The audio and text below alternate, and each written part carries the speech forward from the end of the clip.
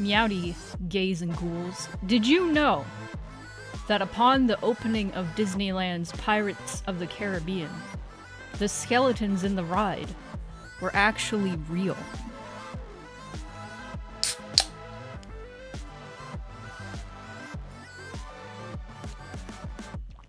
Anyway, what's up everybody? Envy, thank you so much for the triangles, as always. I appreciate it a ton. So we're going to be continuing where I left off yesterday. Voidlord, hello, welcome in. Thanks for the wiggles! The wiggles! But we're going to be continuing where I left off yesterday. And that's in this little crowd scene. Let's see if it's there. That's not the crowd, that's the next person I'm gonna be drawing. It's the next person. Hold on, let me, there. There we go. We've got 8 little critters in here. And I'm gonna add probably 8 more, we'll see. I got some speed going on as the stream went a little on. As the stream went on a little longer, I got faster and faster. But, you know. Yeah, you got your Sona. There they are. There they are. Dark, distant. Dark and distant. Gonna set up for your own stream? Good luck on your own stream. Awesome. Thank you for the lurk. The lurkin'. But, sorry for starting slightly late, like a minute late. We had an onion experience. We realized we were out of an onion. I went to go get an onion, and because I was like, I have time to go get an onion at the nearest convenience store. They were out of onions, so I was like, God damn it. Hello, Vapor Skull. Welcome in. I'm glad you found me. A lot of people have been finding me from TikTok lately, but the good thing about going to the convenience store is I was at least able to get this little triple latte. It's delicious. Yeah, onions, that's why it's a convenience store. Convenience stores are for convenience. They've got things that sometimes you're like, oh, I forgot this. Oh, I don't have this. Oh, I'm out of this. They've got onions, they got peppers. They got a few things of produce. Sometimes they're a little questionable. But it's like a local convenience store. It's like a little corner shop. So, you know, it's not like gas station. It is a gas station, but it's more than just, you know, a gas station. Yeah. You gotta live in like a village to have one of these, basically. Oh my god, Mur, you got a gift sub on your birthday. Congratulations. Happy late birthday. Chips and beer here? Well, it all depends on your location, like I said. I'm kind of in like a tiny little downtown area. So we're kind of like out of the way, so it takes a bit to get to the nearest like grocery store. So we got our nice little convenience store. Amazing. God, we have so many cats of varying sizes here in the chat today.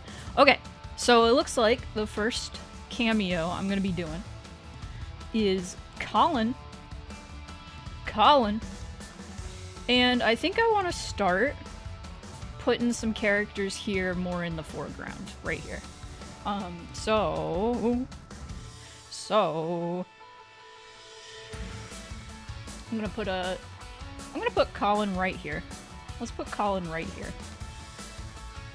This one over here. Colin is just having a day. I'm gonna pop this out, and I'm gonna draw them. There we go.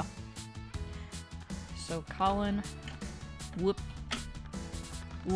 How's everybody doing though? I hope we're all doing well. Made cabots. Ooh, nice. Didn't like Slime Rancher 2 just kind of appeared suddenly, or is that just me? I don't know. I don't know anything about Slime Rancher, like whatsoever. Yeah, pet that moon pie.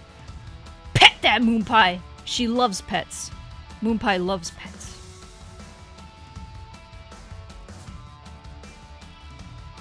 But, I know nothing about Slime Rancher. I know people like those games. I've literally never even seen gameplay. Okay, maybe it was sudden then. Maybe Slime Rancher 2 was very sudden. But okay, this head's a little massive. Okay, this character is definitely facing away, so we're gonna have a few more facing away characters. Because it is a crowd and people are going to be going both ways. So I'm going to have a few characters that are facing away from us, the camera. Slime Rancher came out 3 days ago and was announced like a year ago with... Whoa.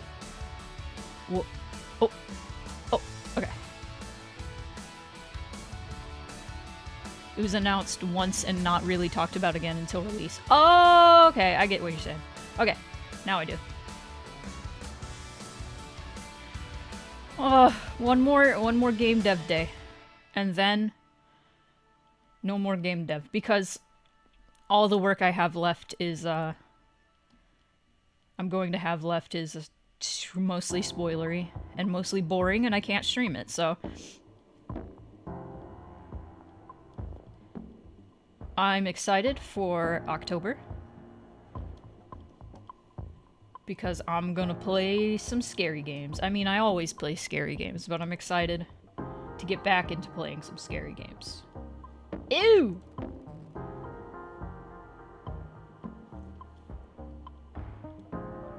I'm so excited. I'm gonna play Lost in Vivo. We're gonna start off with Lost in Vivo, which I still haven't finished by myself because I'm scared and it's scary and I like it. But it is very stressful, and it's probably going to be less stressful with an audience, so... Oh, the width was an accident. I get you. I thought it was part of a bigger... a bigger message. You don't think you've ever finished a true horror game? Well, I have been told that by many friends who originally did not like horror, that watching me makes them want to get into horror. And I've had many friends, including one friend who watched me play Resident Evil last year during stream. Specifically, they started getting into horror after they watched me play Silent Hill 2. Like, they are now into horror because of me. And they originally were not. But they watched me play Silent Hill 2. They actually watched me play the first 4 Silent Hill games. And then they watched me play Resident Evil 7 and 8. And they're like, damn, I like horror now. You got me into horror. And I'm like, yep. Apparently, I just make it more relaxing. Or at least more fun. I don't know. I am of the opinion that horror has a subgenre for everyone. I think there's a type of horror for everyone. And there's also types of horror that not everybody is going to like. Like, I like a lot of horror. I don't like jump scare simulators. I don't like Until Dawn at all. So when, whatever, the newest, the spiritual successor or actual, like, direct sequel, I don't remember. I don't remember what it's called. The Quarry? The Quarry. When The Quarry came out and people were asking me, oh, you're gonna play The Quarry? I was like, nah. I didn't like Until Dawn. I don't know what it was about Until Dawn, I just couldn't get into it. I watched the entire game and I was like, ugh. Yeah, also horror is more fun with friends. It is more fun. Whether you're playing it or you're showing your friends horror games, it's a different experience. I also don't really like jump scares. Like I said, I don't like jump scare simulators. I don't like games that are like, that's the only thing going for it. That's the only thing that's scary about this game, is there's jump scares. Uh-oh. The Quarry simply did not look good. Uh-oh. Yeah, I didn't look into it at all because I knew I wouldn't be interested in the first place, so. Phlegm. You played Resident Evil 2 on the Nintendo 64 long ago? Oh my god, I've heard weird things about the Nintendo 64 version of that game. I do really like the original Resident Evil 2, and I am gonna play the remake. I'm gonna play the remake for next month. It's like, oh, it's one of my favorite remakes ever. It's really good. Sorry, Final Fantasy VII Remake. But Resident Evil 2 Remake better. Way better. Not way better, but it is better.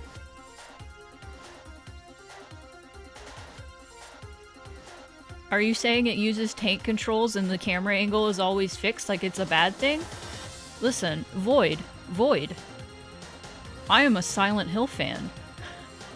I am not one of the biggest Silent Hill fans, but I am such a big Silent Hill fan, I have the save point from the first game right underneath my chat. I love fixed camera angles and tank controls because I'm a freak! Just kidding. I really like classic horror from like the PS1 era. I love it. I love it a lot. Hello, Theo. The Quarry had some real fun writing. It was fun to watch, just not interested in playing it myself. I see. God, I love this song.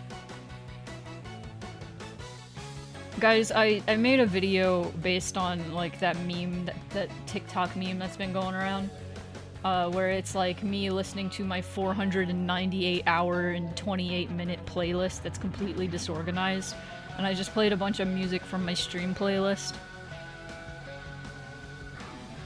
Because my stream playlist is all over the place. It's like, you want Crash Bandicoot?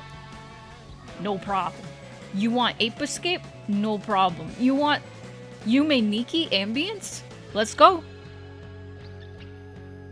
For me, it feels really weird not being able to see something in the same room as me unless I'm standing in a specific part of it. Listen, the whole appeal as far as horror goes with like fixed camera angles is that you cannot see, and it's disorienting. That you cannot see fully into a room. That can be annoying, and it is annoying for a lot of people because, like, what you said.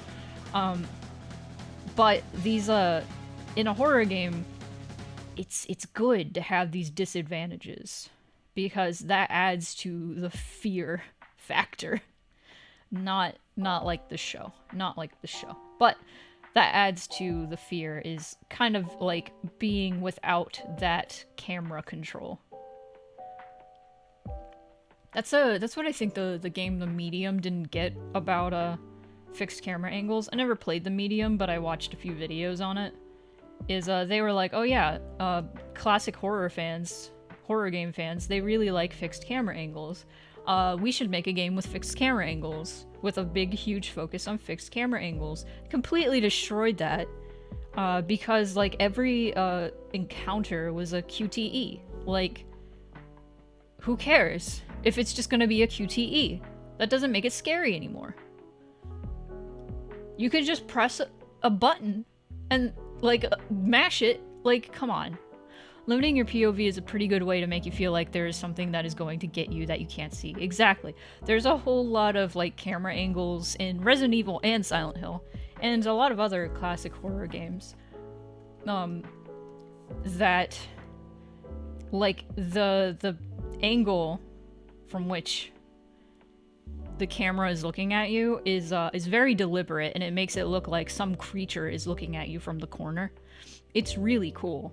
There's a lot you can do with that, and I'm sad it has aged so poorly because nowadays, there aren't a whole lot of people who would appreciate, you know, fixed camera angles, especially people who grew up on, like, more like PS3 era games and stuff, and further.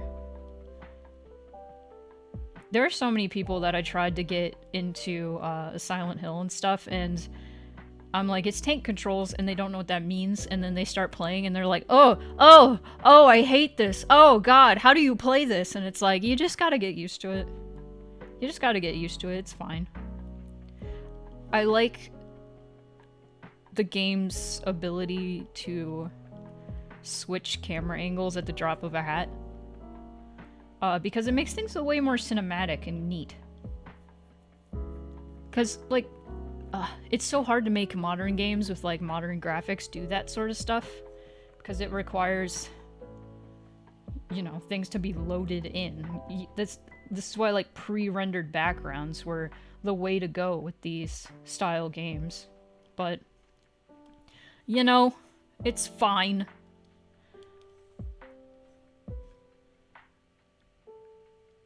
It's fine.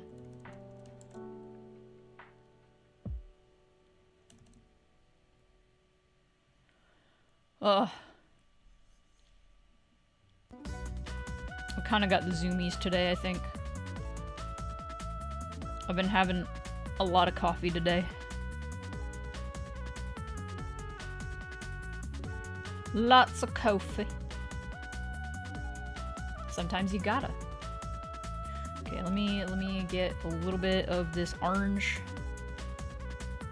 Oop. Okay. A little bit of this orange. There we go.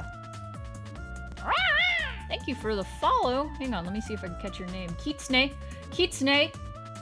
Kitsune Commune. I think I know who you are. I think I know who you are. I perhaps will draw you this stream. We'll see how fast I go. We'll see how fast I go. If it is you. If it is you. If it's not, I'm sorry. A few people have Kitsune in their name. Been meaning to for a while, kept forgetting. Oh, it's all good. It's all good. Welcome. Welcome in. I'm glad you could make it. It is indeed. Okay, cool. Neat. I gotta figure out where to put y'all. So I wanted to put Victoria and Lynn and Evie and you all in the same sort of like general area. Despite everything, it's still you. Exactly.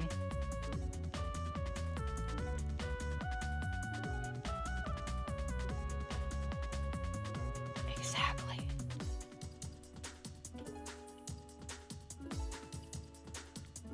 Man. Alright. I think I got this. I think I got this. Alright. Let me... Oh, sleepy music. Oh, sleepy music.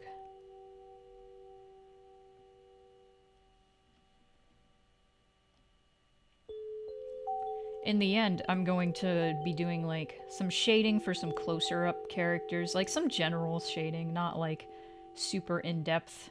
I feel like that would be a little silly. Kind of like the shading I already have. See, there's, like, some shading here. And some shading here. Definitely gonna desaturate in certain areas. It depends. It depends.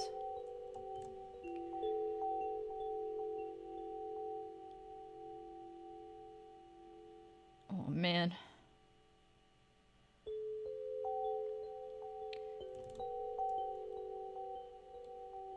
I may at some point need to get a snack. I got a snack at the convenience store. Because I was like, while I'm here, I haven't had anything but cheese bread. I haven't had anything but bread cheese. I should get an energy bar, which I sure got one. I call it the peanut foam bar. Just peanut butter foam. Something about it is so, like, comforting. It's not very good. But it tastes like foam. And peanuts. Bread cheese so tasty. Okay, I should explain myself with this bread cheese. So, this convenience store that we go to pretty regularly is a strange place. Sometimes they have very strange items. Because they have a little cooler, and it's Wisconsin, so there's cheese curds. Of course there's cheese curds. And there's like, oh god, what do you call it? It's like the log of meat, summer sausage, that. They'll have like sausage, they'll have cheese, And then sometimes they have stranger items, like liver pate and stuff, which wasn't good. We got that and it was kind of meh. I was just interested, but a lot of the time we'll just find something strange in this cooler and we'll just get it because we're curious. So there was this thing called juusto, which is, I believe, Finnish for cheese. It's Juusto. Juusto. It's literally like a slice of bread infused. Maybe that's not the right word, but it's infused with cheese. So it's like half bread, half cheese. It tasted like a cheesy bread from Pizza Hut. It was so good. I was dying. Juusto. Apparently you're supposed to serve it with like honey, which is interesting. I'm back, bitches. Hey, Defaulty boy. Welcome. We're talking about cheese bread. I'm sorry. This is a side effect of my streams. I like to talk about food. And I make everybody hungry. It's a problem. Because I love food, and I love making food, and I love eating food. So I talk about food a lot. Liver pate can be good sometimes. It was like smoked liver pate, and something about the smokiness made it kind of like gross.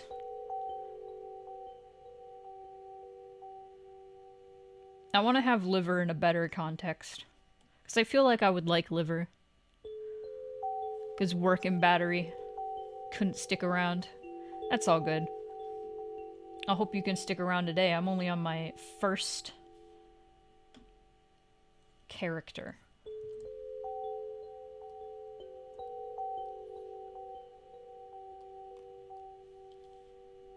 And I'm almost done. So that's exciting.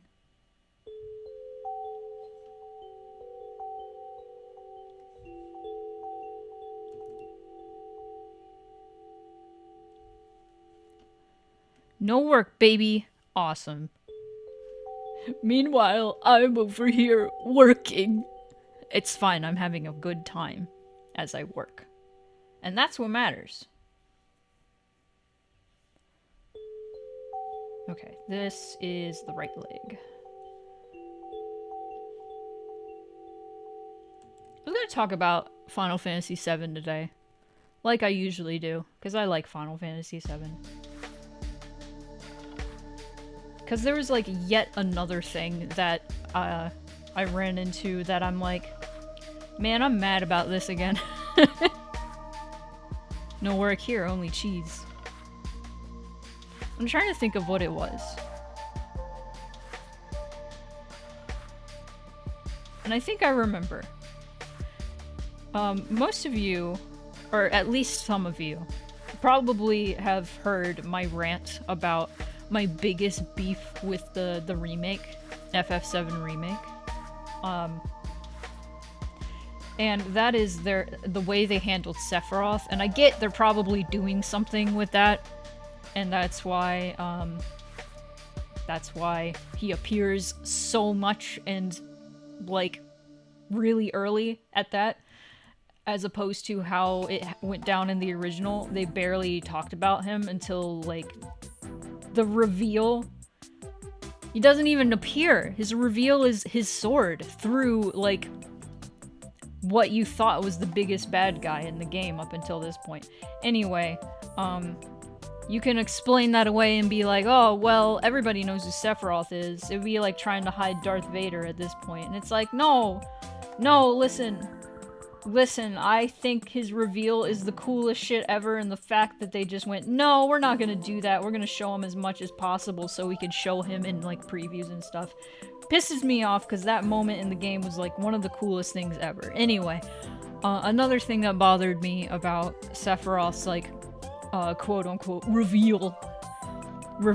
Oh yeah, it's marketing. It's, like, 50% marketing and 50% some fuckery. But, oh god, what was I saying? Oh, let me go back a little bit. They absolutely needed Sephiroth in the trailer for Final Fantasy VII Remake. And,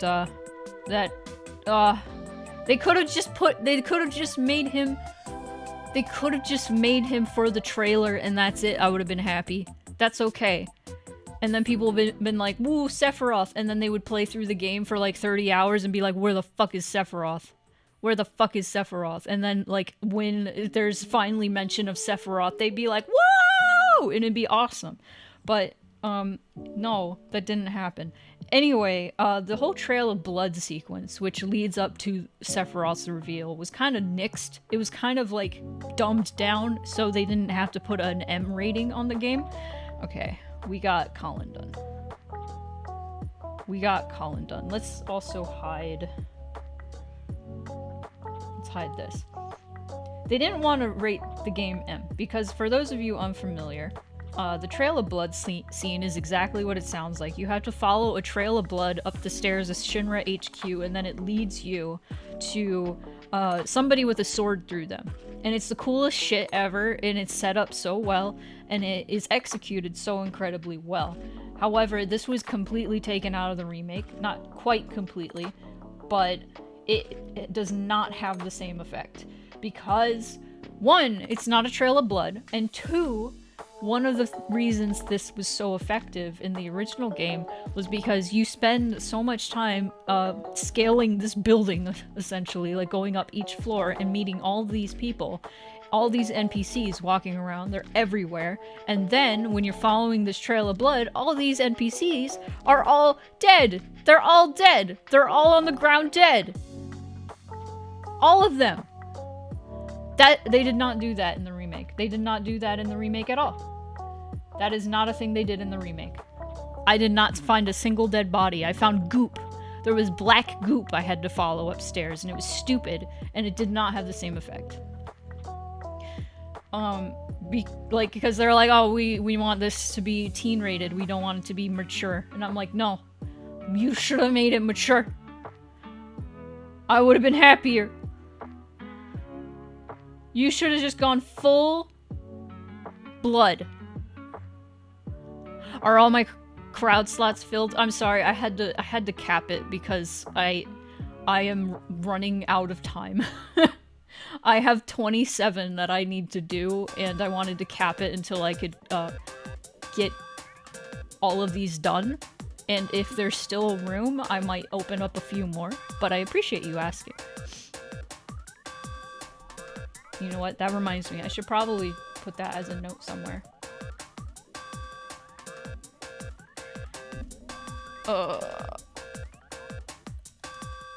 Currently closed. There we go. Alright. Oh no, it is awesome. It is awesome. I'm super happy with all the support for this. I did not expect such a explosive response to all these cameos. But oh, excuse me.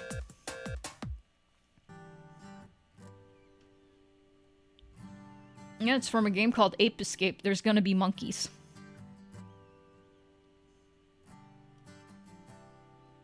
Okay. Let's get our next creature. I'm gonna get my next creature. Ape Escape has some awesome music. Like, the whole soundtrack is so good.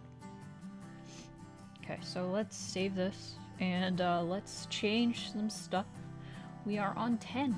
We are on 10 out of 27. And I made a list of everybody in order. Ooh, we're on Eevee. We're on Eevee. Let me open up Eevee. Let me get an Eevee. Let's see.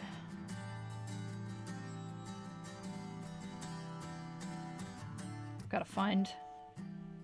I must find. There we go, that's a good one.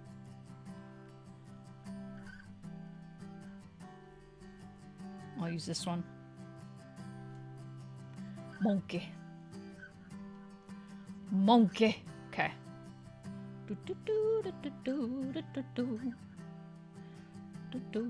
Alright. Let's do this. There's Eevee. We'll pop her out. There we go. And go over here. First, let me get the color.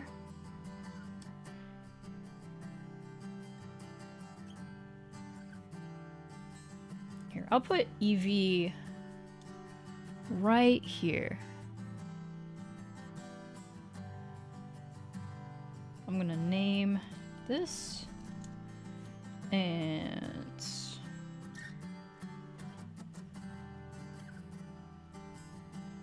gonna name this. I'm gonna put Eevee right here. I'm gonna hide some folks.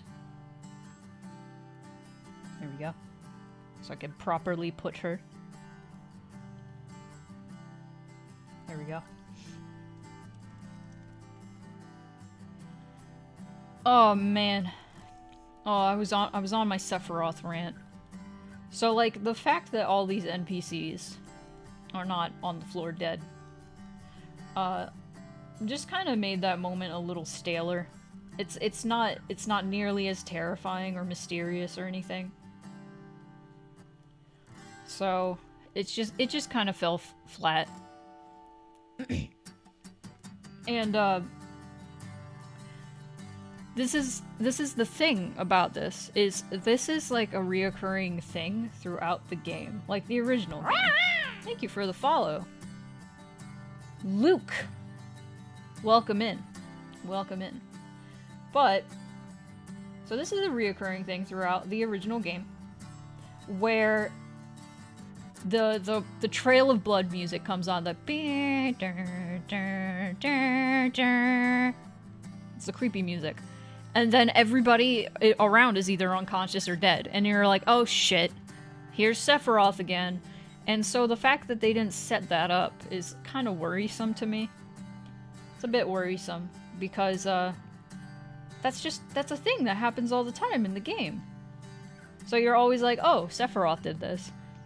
And like the third time it happens, it's not Sephiroth, and it's setting you up to think it's Sephiroth. And it's like such a neat, like, little moment. But no. No. Nope. Not there. Not gonna happen. It might happen, I don't know.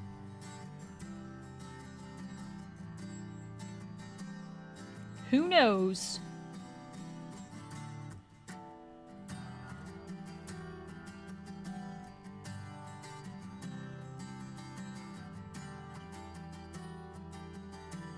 I'll put a hand out. And then I'll put a tail out.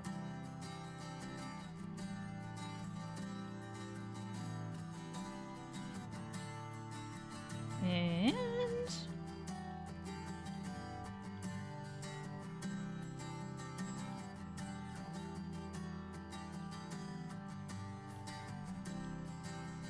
there we go.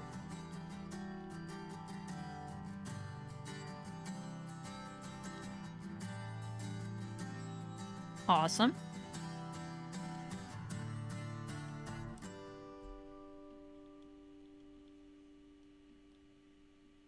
There we go.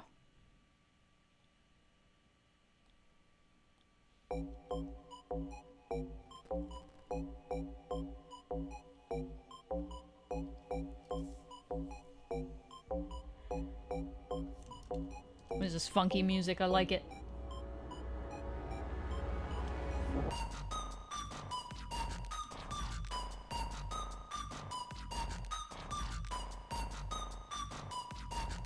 This is so funky.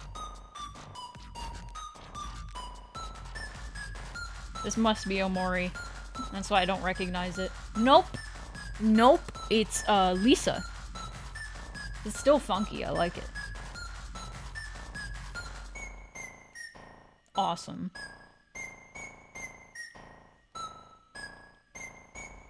So cool.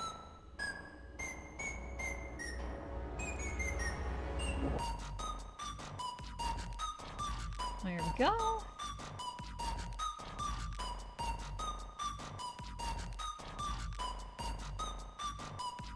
I have drawn Eevee a many times.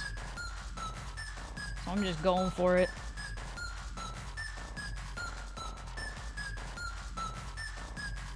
There we go. And...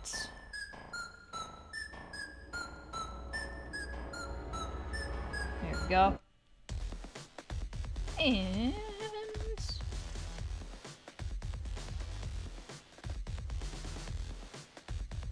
hello, Soul.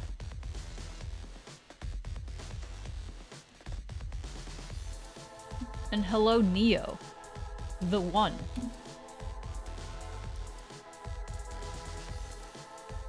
On my second cameo of this stream. I think I'm doing a little better on time than yesterday, but I'm zooming. I'm zooming through. Oh, there we go. Okay.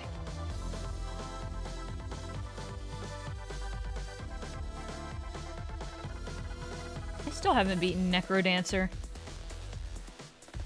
Very fun game, it's just very hard.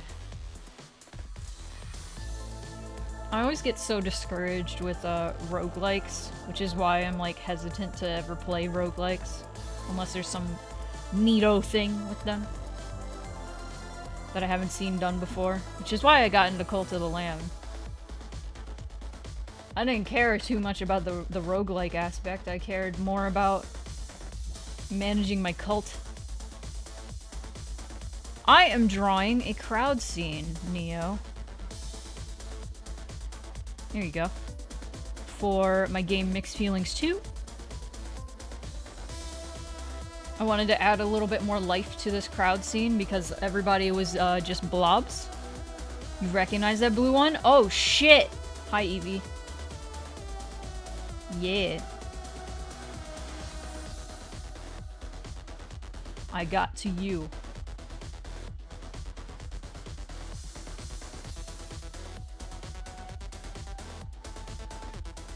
But yeah, I'm working on this background for my visual novel. And this is probably the one you're going to see the most because you return to it quite a bit throughout the game. So I wanted to add a little bit more variation with it and just not have like a crowd of blobs.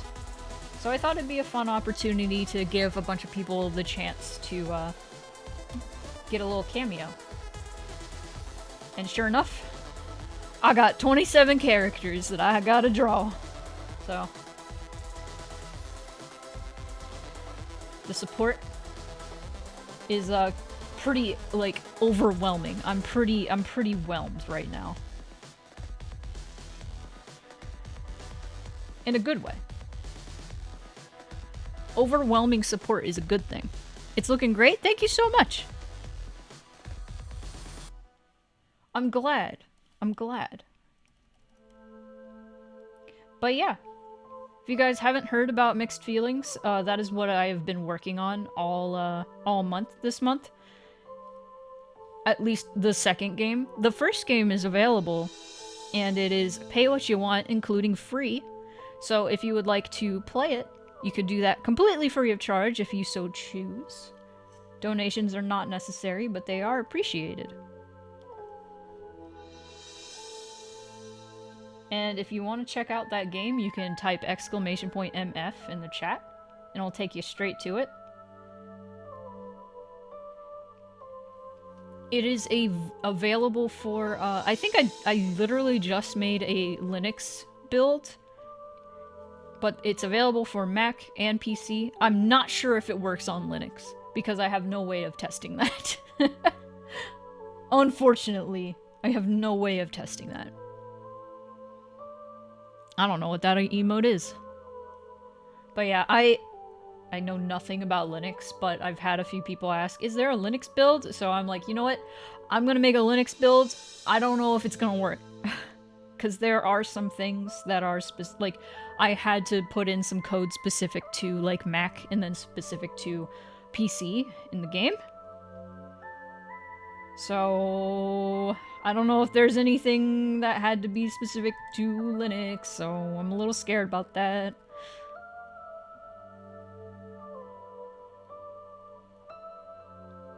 It's the Fortnite mech. You see, I'm a old. I don't know anything about Fortnite. I literally just the other day on stream somebody said something about guns in Fortnite, and I was like, you can have guns in Fortnite? I don't know anything. I'm not initiated into Fortnite. I know nothing. I live under a rock. It's nice. Razzle, hello. That means I can play on Steam Deck? Oh, shit. I was wondering about that, because I've had some people, like, test and see if it would work on the Steam Deck. I don't remember if it ended up working. I don't think it did, because it's not a Linux build.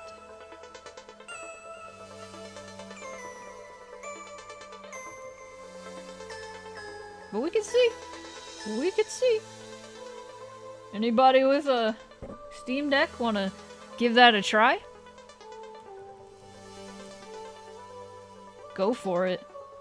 It's free, you've got nothing to lose, except a bit of memory on your Steam Deck, which isn't that much because it's a visual novel. It's not very intensive. It might be a gig, I don't know. There is a lot of art, but it's fine.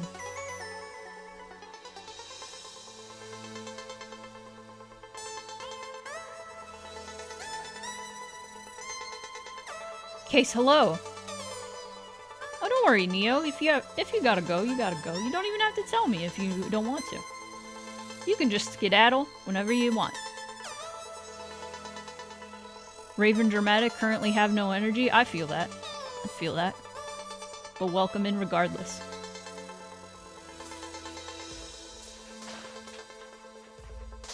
Yeah, Steam Deck. It's been a thing for a bit. I think most people had to get waitlisted to get it. But yeah. It's like a little, portable Steam. You can play Steam games on the go. I've considered getting one, but I'm never on the go. So that just seems like a unnecessary purchase. Don't do that.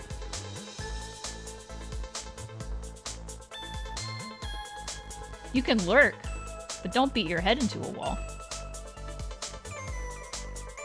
Oh, shoot! This picture does not have the eye color. I believe it is blue. It is blue, right? It is very blue, yes. Maybe not that blue.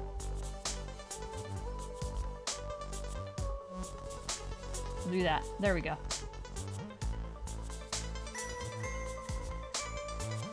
There we go. Oh my god. Oh my god, you're downloading Mixed Feelings now on your Steam Deck? Let me know how it goes. Let me know how it goes, because I didn't really put anything into the code that... Like, I'm curious specifically about the username grab. You know what I'm talking about. Because I had to do... Like, I had to change or put extra code in for Mac users specifically. Oh. 6 months! Alex Grey Winter! Thank you so much! I hope you've enjoyed your stay in the Clouder.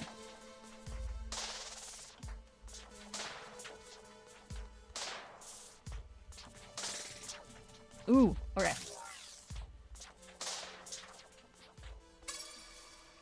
There we go.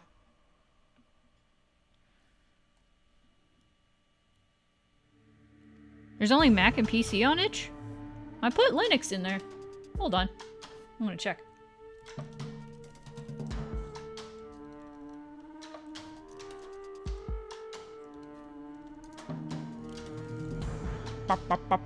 Oh my god, I have so many messages. I haven't looked at them. Uh-oh.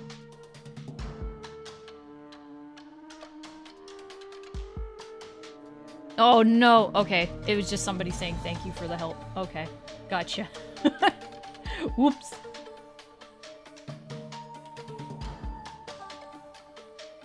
Yeah, it says right at the bottom there should be a Linux.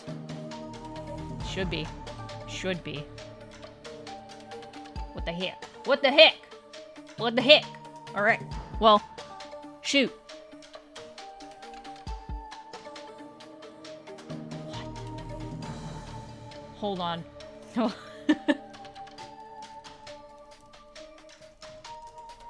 Should I be doing this during stream? Probably not. Okay.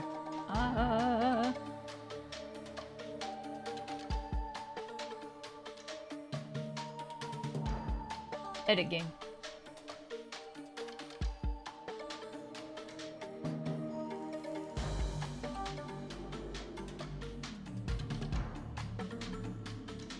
Oh, I see what you're oh, I'm dumb. There we go. Save. Okay. Now it should appear. Now it should appear. There we go. Okay. If not, I'll deal with that later.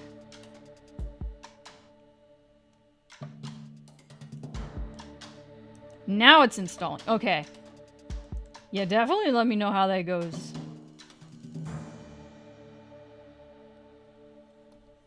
I'm just gonna do there. Like that. There we go.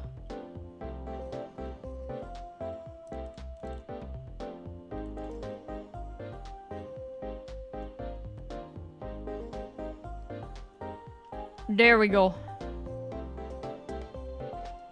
Cherry slices from Fleet Farm? I don't know what that is.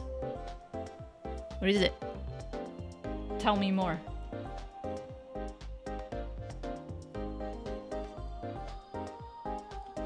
Is that like quite literal? Are there cherry slices from a farm? Or is it less literal than that?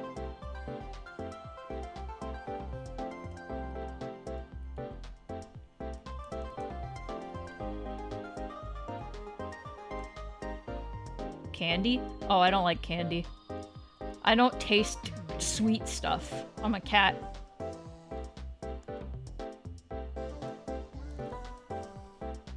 I like pastries, but that's because I like bread.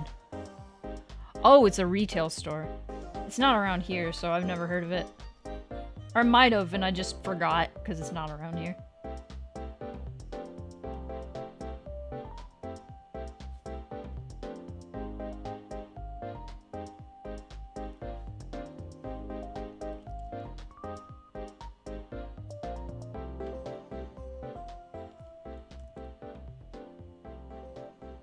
Candy. I've had people get, like, angry at me because I've said I don't like candy. Like, one time I was working in retail, and, it was the day after Valentine's Day, and they're like, hey, all the candy's, like, 50% off now. And I was like, oh, that's okay, I don't like candy. And they were like, what is wrong with you? Are you human? And I'm like, no, I'm a cat. And I don't taste sweet things. They taste just not great to me. There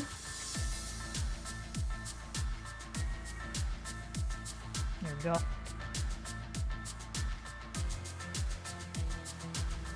I am not human, in fact, I am a Shinigami. That seems like a nonsense thing to be upset at you about. Oh yeah, like, a lot of people get upset about nonsense things, I have realized. This has happened another time where somebody had those Taco Bell Cinesticks at work, and they were like, I can't finish these, do you want them? And I was like, oh, sorry, I don't like sugar. And they were like, you don't like sugar? Are you on a diet or something? Why are you on a diet? You're so small. And I'm like, I'm not on a diet, I just don't like sugar. If anything, it means more candy for everyone else, exactly. Y'all can have all the candy you want, I don't care for it. I don't care for soda or candy. Sometimes soda is okay. Like, I like floats. Floats are fun. And Ben & Jerry's ice cream every once in a while is real good, because, like, I was talking about this yesterday, but Ben & Jerry's is fun to eat because, like, it's got cool textures and stuff. Why did I draw this like this? I think it looks kind of nice, though.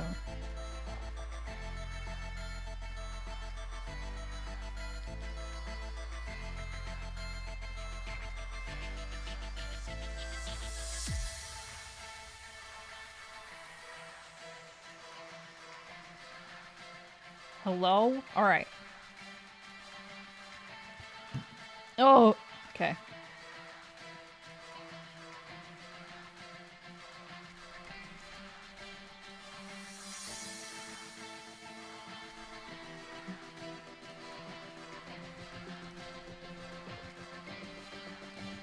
I like a little sugar in my coffee.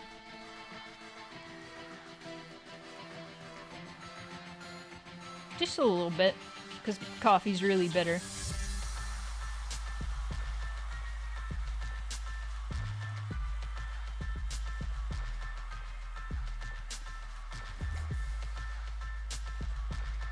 Granite Road? No. No, thank you. Oh, my eyes bugged out for a second. Woo! Happens. Soda is honestly the only extremely sweet thing I can consume. Most things I can have a few bites of and then I feel like I will die if I have more. I feel that. Had baklava last night. I had like 3 bites because it's small. So I'm glad there was only a little bit of it because it was like so goddamn sweet. I was like, whoo! Whoo!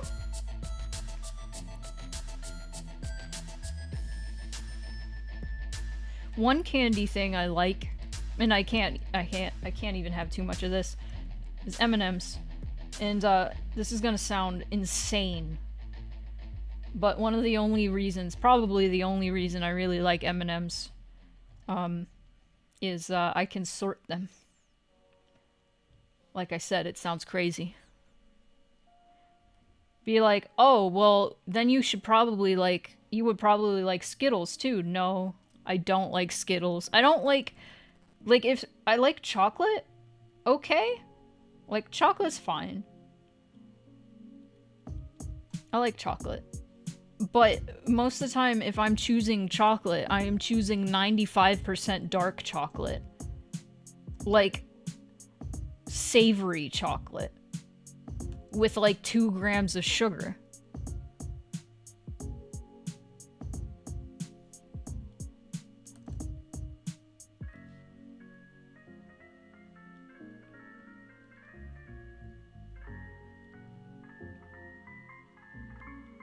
The best chocolate is the bitterest, most, not sweet chocolate. It's gotta be dark like my soul. Yes, you agree with me. Thank you, Potato. Thank you, Potato God. Hello, welcome in. I am drawing a crowd for a background in my game, Mixed Feelings 2. Which is in development, but the first game is pay what you want right now. Including free. So if anybody in the chat wants to check that out, you can type in exclamation MF. It does not stand for motherfucker. It stands for Mixed Feelings.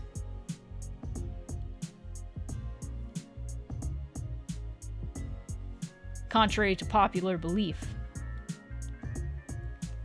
Thank you so much, Evie.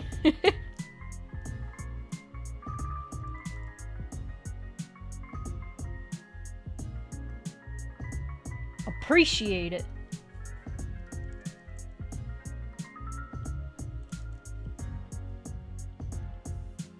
Man, I just went crazy with this. I just went, you know what? 1 layer. I don't need any other layers. I love getting the @ in your Discord. I get a beep and see, hey, motherfuckers. Yeah, that was the intention. I thought it was funny.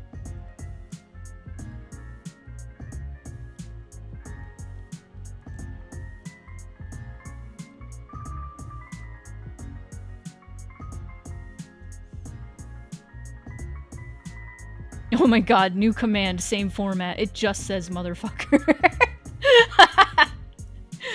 Somebody just types exclamation point MF in the chat to get to my game, and it's like, hey, motherfucker. And that's it. That's it.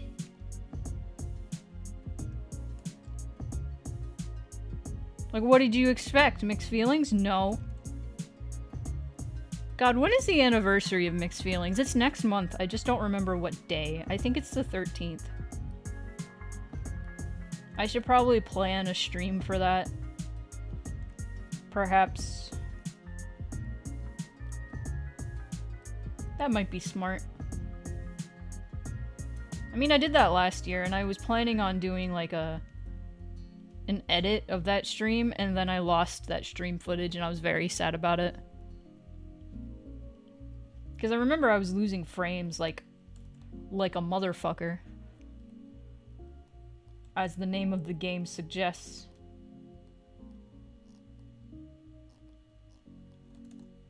And it just didn't turn out great. And that was upsetting. So I kind of want to do that again, like a little, like include some sort of Q&A. October 19th! Okay, thank you, Evie.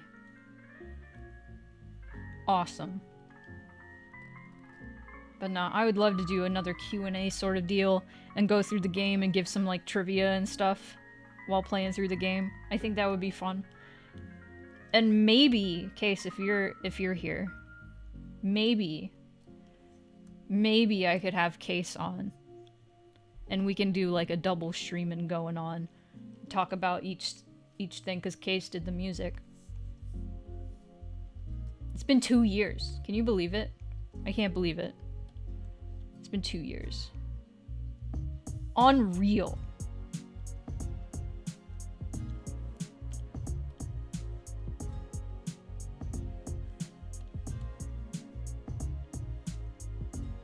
Yeah, you guys should check out Case. Hang on. Yay! Nightbot's working again. Nightbot was not working yesterday and it was upsetting me.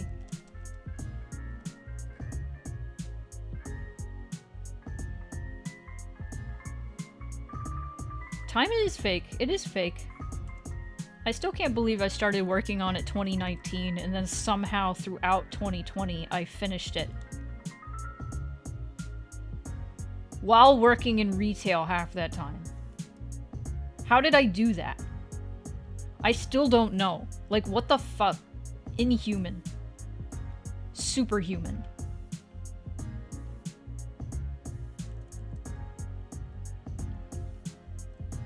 I do have a Discord. You can type exclamation point Discord and you can join. I actually updated it with a neat little update.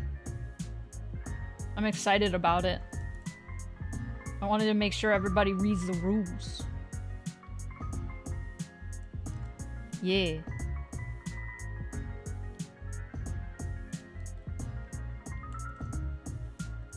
So if you're in the Discord and you're like, why can't I see anything? You just gotta read the rules. It didn't work. Yeah, it's because Nightbot wasn't working yesterday.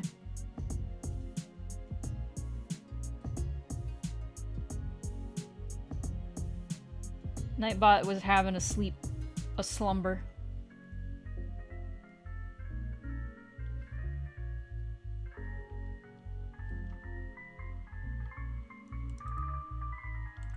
Oh man.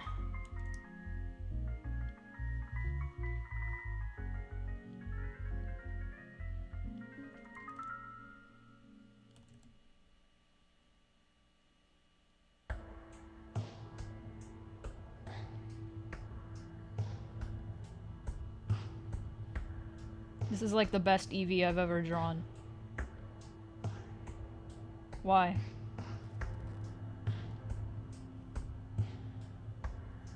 Why? Goodness. Okay. We got an Eevee.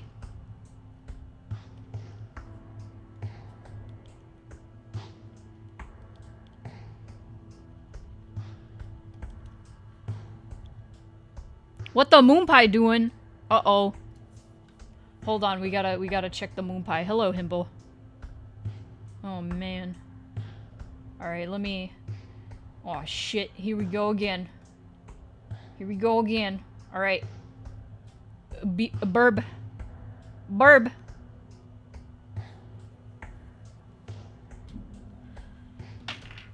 What?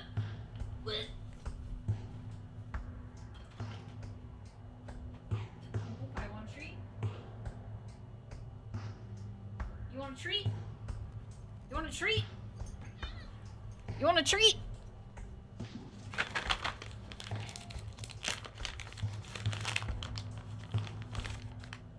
I'm giving her treats.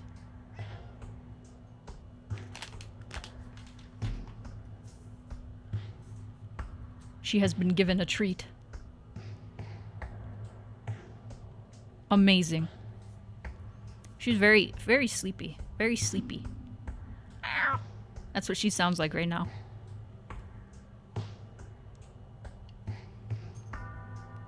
Oh, I forgot. I always forget her piercings. It's such a problem. Oh my goodness. I'll leave the door open so you can leave. It'll be fine. Alright? Okay? Okay. I'm gonna just put some dots on her. Not Moon Pie, Evie. Moon Pie doesn't want dots on her. Okay? No! Meow! Dot me up! Sans Undertale, what are you talking about? What are you talking about? No, this is Moon Pie. There's no Sans.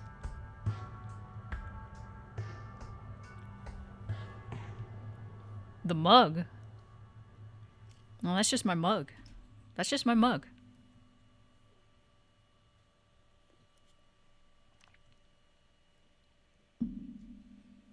That's just my mug.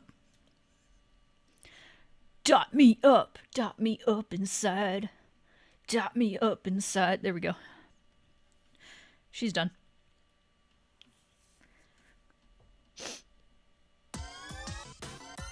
Oh my god, this is one of the songs I put in that video. Thank god. Alright, 11. Okay. We got Evie. Welcome! Auntie Darkheart, thank you so much for the raid. Welcome, strangers. Welcome. Arisa Art, Khan, Auntie Darkheart, welcome in, welcome in. I am doing a little crowd scene for my visual novel, Mixed Feelings 2. It's pretty good. I'm doing a bunch of cameos for people who tipped me on coffee. Unfortunately, I had to close them because I was getting overwhelmed with all the people who were donating. But it is very much appreciated. And now I'm just kind of filling out this little crowd scene instead of having little blobs. We got actual furries in here. It's pretty great. Had a heart attack for a second. I thought I heard CBAT start. Alright. What are you buying? What are you buying? But yes, welcome in. I am Spoonie. I am a game dev, and I like to play indie games because I am myself an indie game dev. And I also like to play horror games because I eventually want to make indie horror games as well. In fact, Mixed Feelings and Mixed Feelings 2, while not quite all the way horror games, they do have meta horror elements. So if you like meta horror, definitely check out the first game, which is Pay What You Want. If you like cute furries, if you like I said, meta horror, if you like emotional stories, might be up your alley. But if you like indie games, if you like horror games, if you like indie horror games, then definitely hit that follow button. But welcome. Hope you guys enjoy your stay, whether you follow me or not. But I'm gonna close my door. I'm gonna close my door. Hang on. I'm gonna do it with my mind. Ha!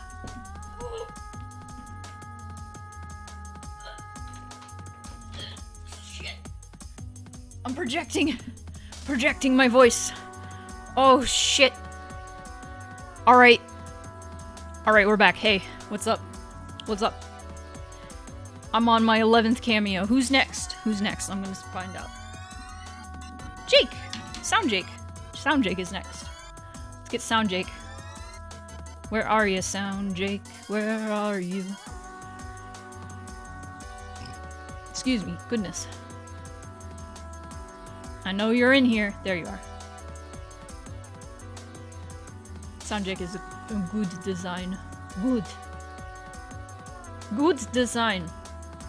Very, very clean. Simple and powerful. Goodness, Nightbot going the fuck off. Thank you, Nightbot. Holy shit. Sorry if you're a babby and you're just like, holy whoa. You curse a lot. Yeah, I'm old. I've seen some shit. Okay, let's get Jake in here. Jake the Fox. Not to be confused with Jake the Dog. Ba-bum. Alright. Okay. Behind Eevee, I wanted to put, Kitsune. Also, Eevee's head is a little big. I need to fix that. Need to fix that. I'm using my mouse like I don't have a tablet right in front of me. What in the hell? Oh my god. Wow. Okay.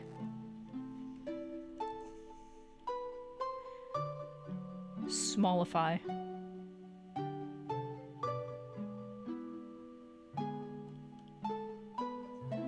There we go. Big and cute. I just want everything to look good.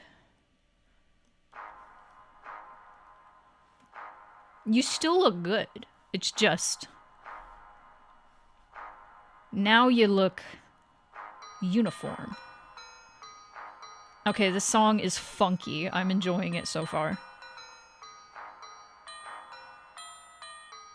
Okay. Where? Okay, let's put path back. And I also forgot to outline this ear. Silly me. Silly me. You look good uniform. Yeah. You do. There we go. Okay. And Rin. There we go. Look! Look! There's layering happening! You can become a motherfucker. Sorry, a mixed feelings are...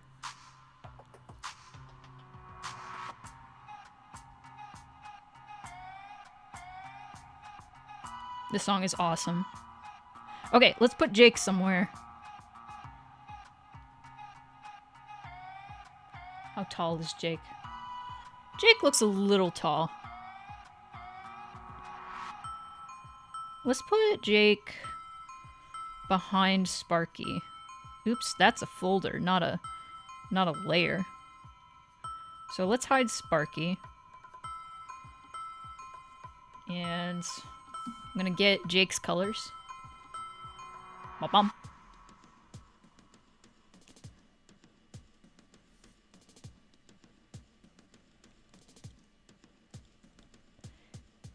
Jake's gonna be...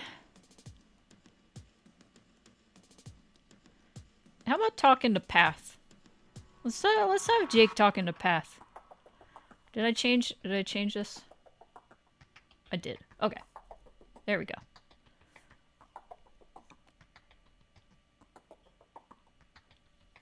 Yeah.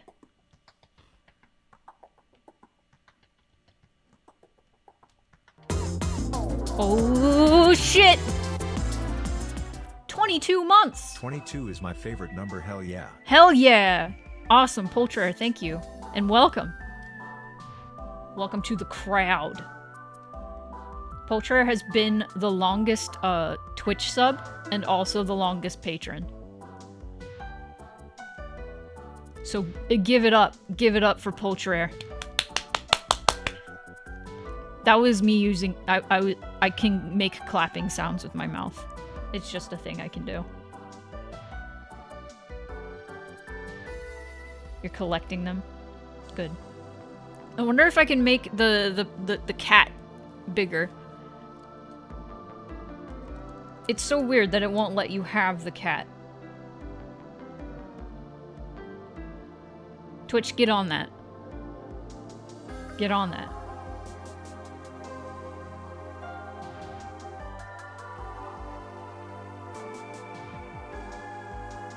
Okay.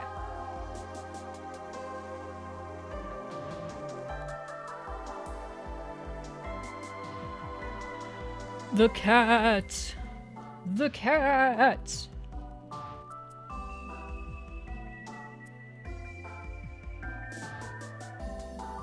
God, I love the continuing a sub alert. I love it so much. I love the wiggling cat. You got back from watching Avatar 2009 in theaters. It re-released, I guess, to build hype for the new one. When's the new one coming out? Is that coming out the end of this year or next year? Okay, let me hide. Also, let me finish fucking Eevee's hand. There's so many things I've forgotten to do with Eevee. I am a fool.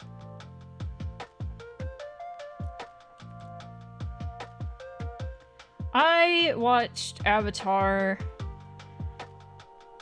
the year after it came out. I thought it was okay. I thought it was a fun movie, but I didn't think it was like anything super special. The effects were really cool. I liked them. But I remember... Oh, thank you for the save, Eevee. I will do that.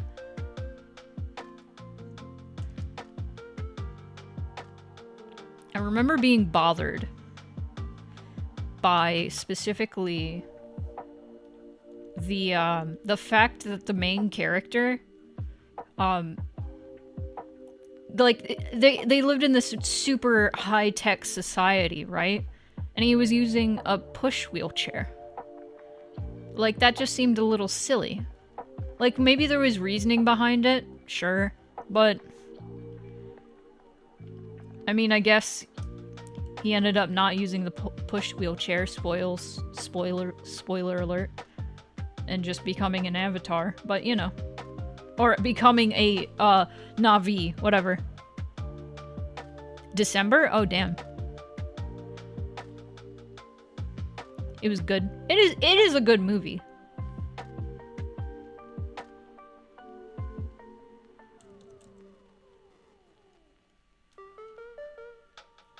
Spoiler alert for this 13-year-old movie. You know what? You know what? Final Fantasy VII is a 25-year-old game, and I knew people who didn't know the biggest spoiler about it that everyone knows, so. No one really cares about making stuff better for the disabled. Yeah, yep. That's kind of what it felt like.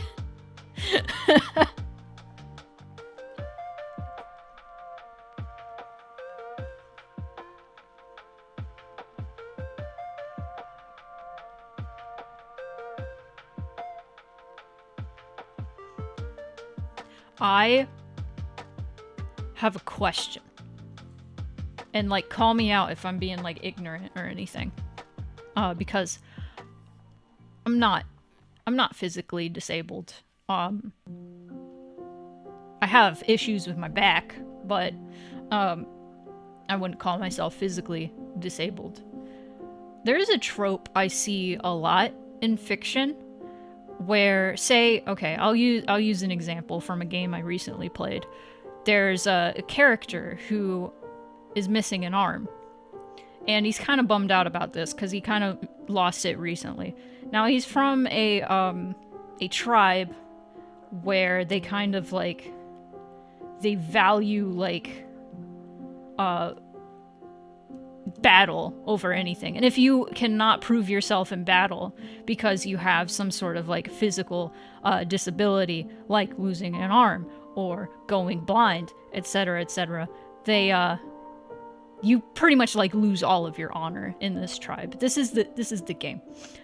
So there's, like, this story thread where this dude is able to get a advanced prosthetic arm and basically get an arm back, essentially.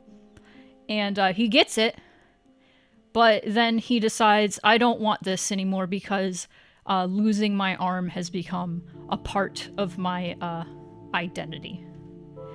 And I don't know, like, if this is a thing that happens with like people with like physical disabilities, especially like people who lose like their arm or their leg or anything. Like this is a thing I have seen in media a lot, and I'm just like, is this like a disrespectful trope? Like, is this an actual thing that happens? Do people like lose the ability to use like limbs, like whether they get amputated or not, and like they don't want to go back? Yeah, it's really complicated. It's like, I personally like I'm like, is this an actual thing that happens, or is this like something somebody made up, like that's not an actual thing that happens with people with disabilities? I know people who just don't bother with prosthetics because acquiring them is expensive and a pain in the ass. Yeah. It's just something I've been so curious about because I see it again and again and again in like media, and I'm like, what is this narrative that is being pushed, and is it an okay thing to be pushing? I don't know anybody who prefers being disabled. Like just in my personal experience, like things like having ADHD, while that is a part of me, I would rather not have it. Like if there was a way for me to like be able to focus better, and there are ways, there's like medication, and there's like caffeine really helps me like focus better. If there was a way for me to like not have ADHD, I would do it. Like it is a part of my like entire being, but it's not like, I don't know. That's just my personal experience. I just think it's odd that it's a thing that shows up in media again and again, when I'm not 100% sure if that is like respectful, you know?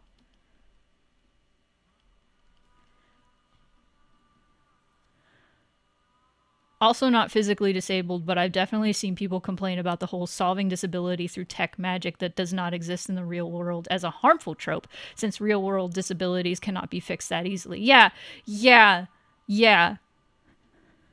Imagine one might be slightly uncomfortable when offered to rejoin a society that treated them like garbage. Yeah, I feel like it all depends on like the story thread and stuff. Or like not the story thread, you know what I mean.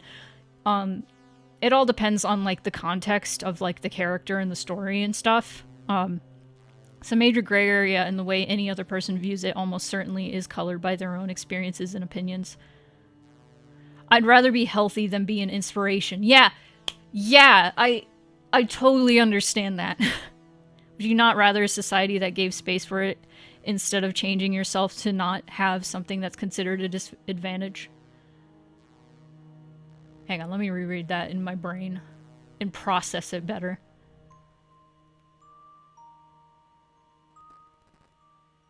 Yeah, these are all like valid points that everybody's making.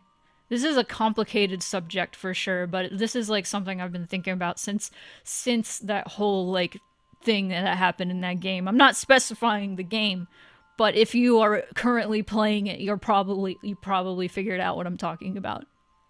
You might be doing bad words. No, I get what you're saying. I have to think about things sometimes more. But nah, your words are fine. It just takes me a bit to process things sometimes.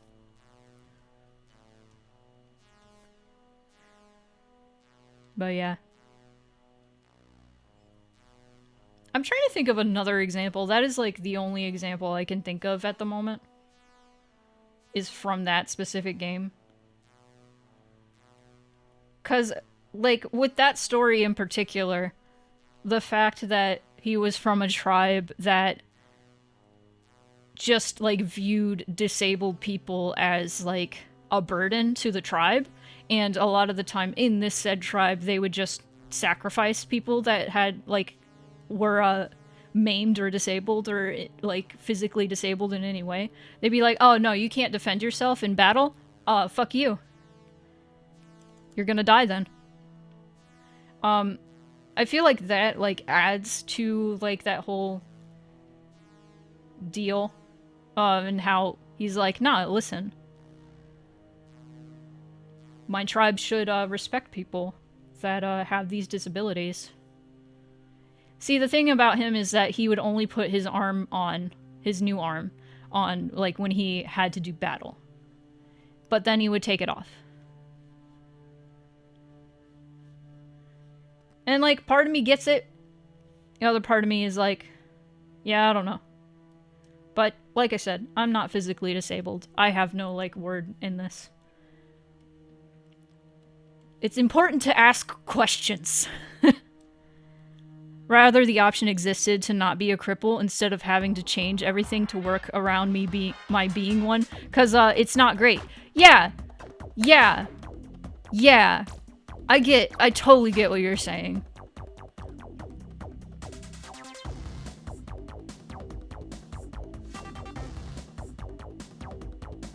Yeah, I don't know. I don't know. This has been insightful. I appreciate everybody bearing with me asking these questions.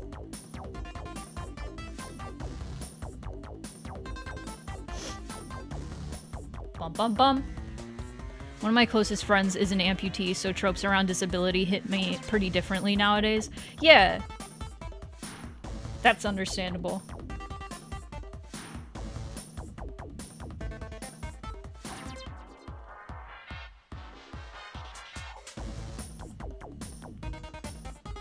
Also, I think they probably wanted to avoid the trope of tech magic curing a disability. Yeah, I think so too. I think it's like that particular like plot point in that game is it's there's parts that are like okay, and then there's parts that are like but it's kind of in that gray area. You know, people shouldn't be shamed for not being normal, but if the option exists to have your own autonomy, I feel like people would overwhelmingly choose that. Yeah, exactly, Void. Also, hello, Tazara. Hello.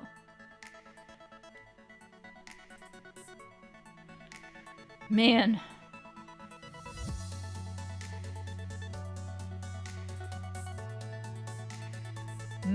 Alright.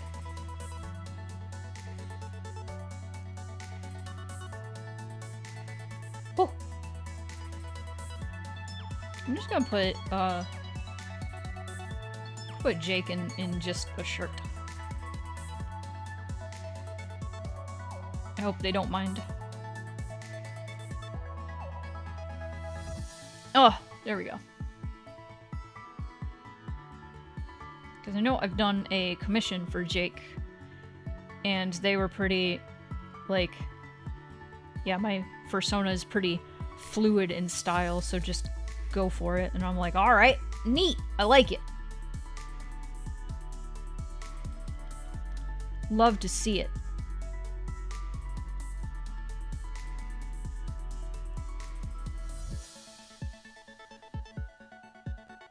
Did y'all see the documentary that was made as part of the Metal Gear Solid 5, The Phantom Pain advertising, where they created a replica arm piece prosthetic from the game for a person without an arm?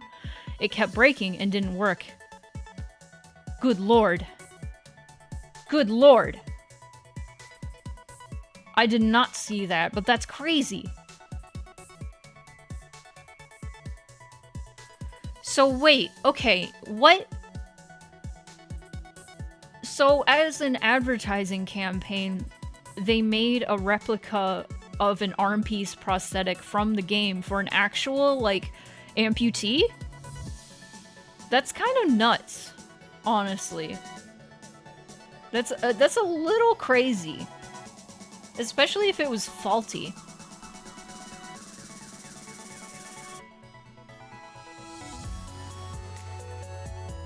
I love this remix. It's awesome.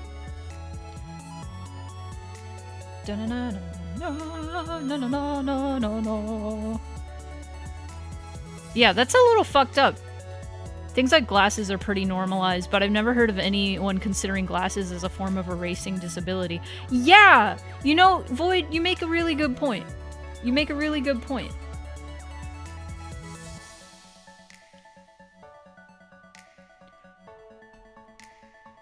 The state of prosthetics technology is not great because it's not considered a profitable industry. God. God! Sucks. All this sucks.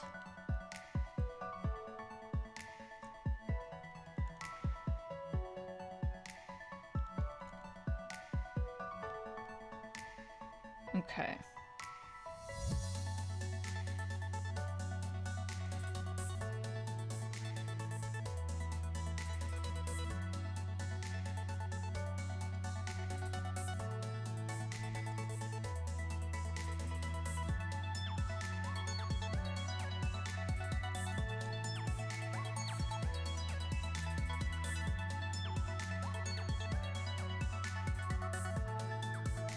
There we go. Okay.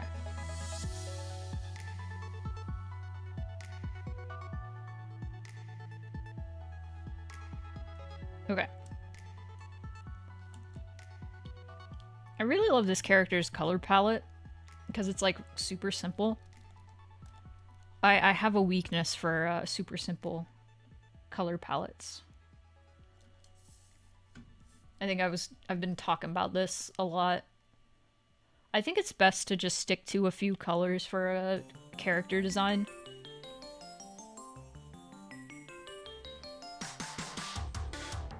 Cause you can kind of go overboard. There was a character in the last comic that I was working on who boy.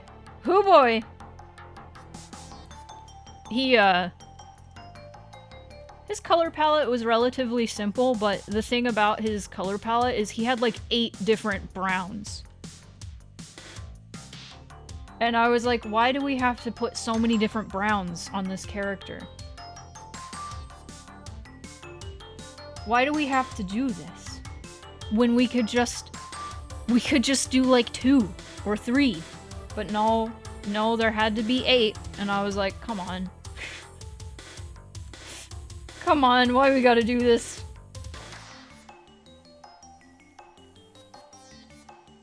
Oh yeah, definitely keep to only a few colors, especially with pixel art.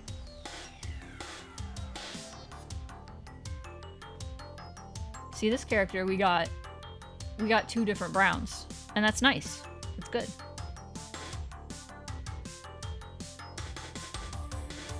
No Pants McGee. Emiko has a lot of shades of black, black fur, black hair, black clothes, black base. But see, you just stuck to black. That's good. That's a good thing.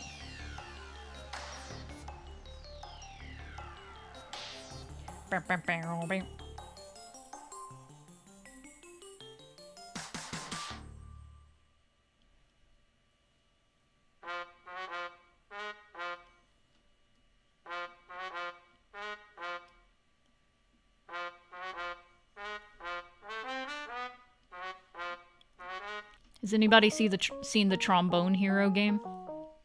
Trombone Hero? Is that what it's... Or Champ? Trombone Champ. That's what it's called. Very silly game. I kind of want it myself, but I think it would destroy my wrist. It looks very fun. I have too much wrist trouble. And the fact that you have to move the mouse up and down and then click. You can use the keyboard, so...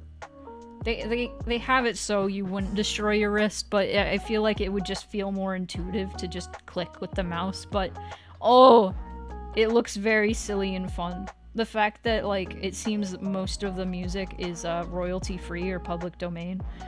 Very smart and very silly.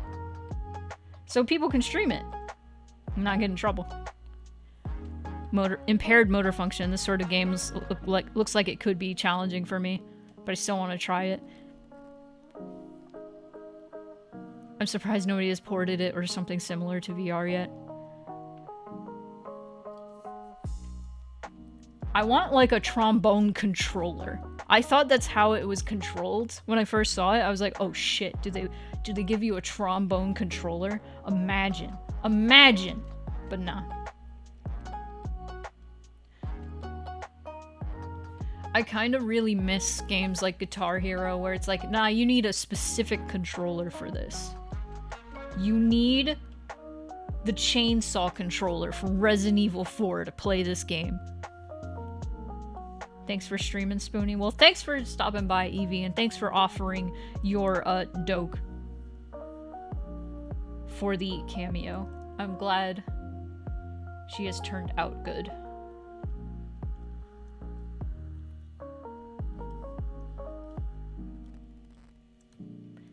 But yeah, I kind of miss things like Guitar Hero and Rock Band and stuff where it was like an investment, but those games are like not super accessible to a lot of people because like that's expensive as hell to buy like a whole drum kit and a whole thing of guitars and a microphone, and it's a little silly. It's a little excessive. But I do miss things like Rock Band and Guitar Hero.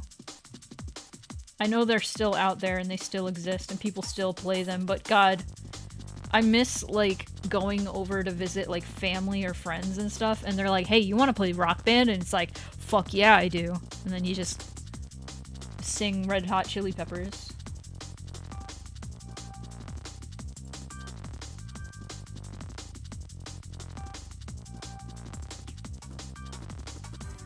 That game,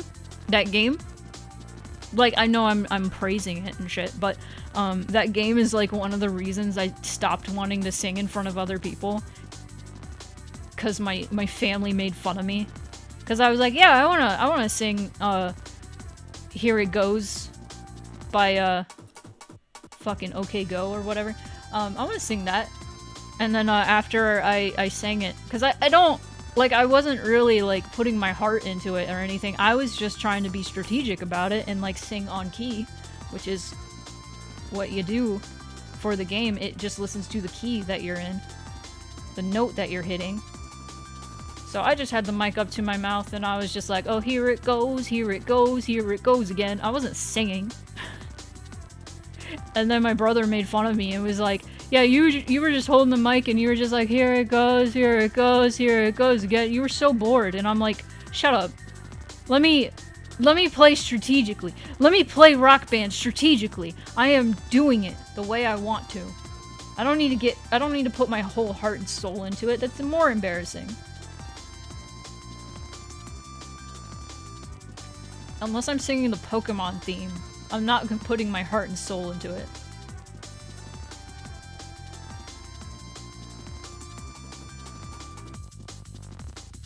That is one song that I will go all out on. And I'll be corny and cheesy.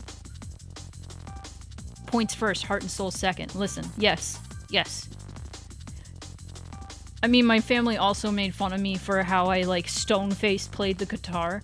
Like, whenever... So, you know, like, in Guitar Hero, you got enough points, you could, like, shake your guitar, and then, you got extra points.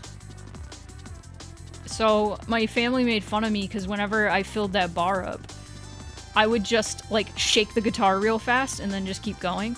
I never got, like, super into it. I just wanted to hit the notes right. And so they were like, no, you gotta get into it. You gotta lean back. And I'm like, no. What do you want from me? I want to win. I don't want to be a rock star. I want to fucking win. Leave me alone.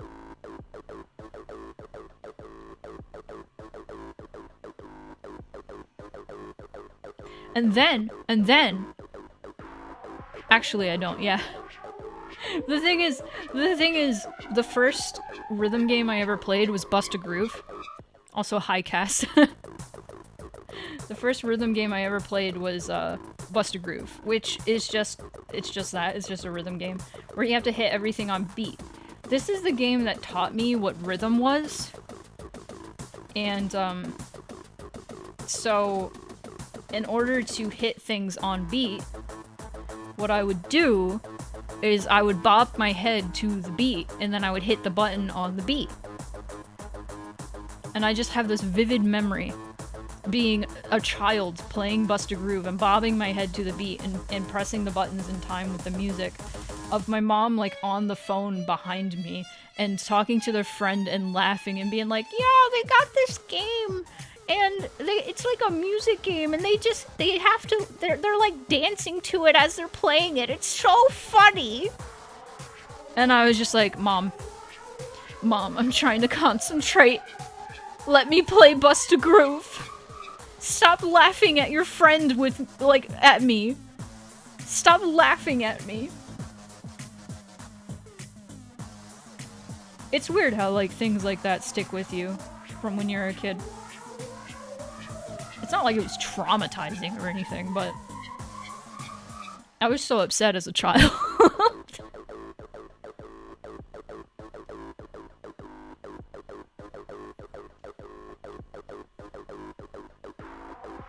Look how zoomed in I am.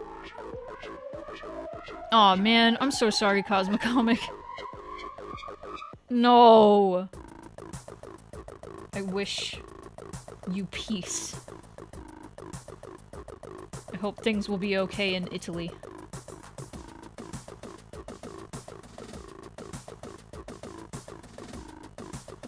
Hello, JG.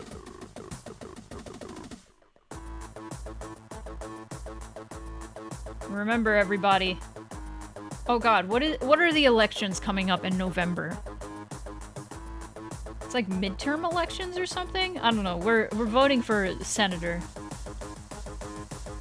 Remember, register to vote. Register to vote. Vote in local elections. It's really easy to do. Midterms, yes. Okay, cool. At least here, you can, thank you for the save. You can register to, get a mail-in ballot. And they just send you a mail-in ballot. And you can just drop it off at a Dropbox. Or you can mail it. You just have to mail it in time. They send you it pretty early. I got my mail-in ballot the other day. And I need to fill it out and drop it off. I love this song. Look how zoomed in I am. This is insane. This is the actual size of this image.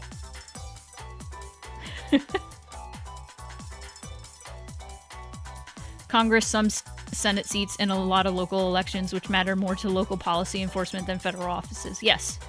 Trying to see the bright side of it. It feels so dreadful, but at the same time, I feel like it had to happen at some point, even if it didn't want it. Yeah. I am the Senate. No!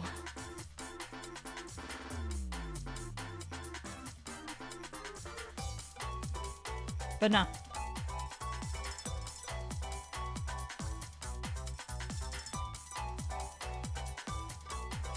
Voting does not solve everything, but it sure does help a little bit.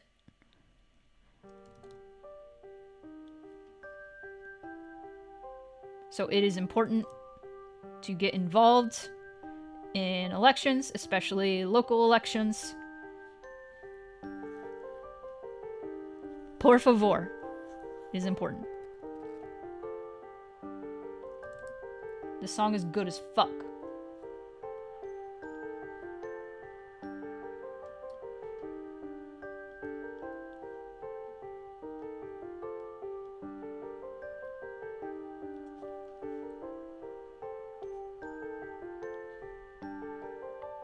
I love this song.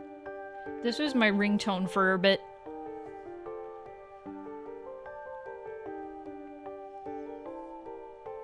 This is like some sort of anime opening. Like monologue. Like they're about to battle in the middle of the farmer's market. Did you see that Ebe is getting a Switch port? I sure did. The remake, right? It looked like the remake. I've been debating maybe playing Ebe again. I liked it. I thought it was okay. It had that one really good doll scare that was really cool. I liked that a lot. And also I really liked the puzzles in that game. As a puzzle game, I really liked it. As a horror game, it was kind of it was okay. I did like that one scare. It was good.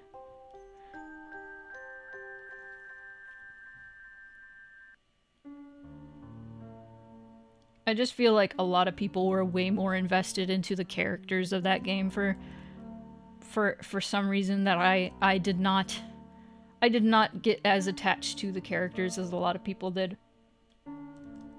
But I didn't really have a whole lot of time to get to know them. Which is fair, it's a short game, but I like Witch's House more. Not that Witch's House had any, like, particularly good, like, characters or anything. I just thought it had a lot more fun scares. That was a fun trailer in the direct. Half the people were excited, everyone else was confused. Yeah.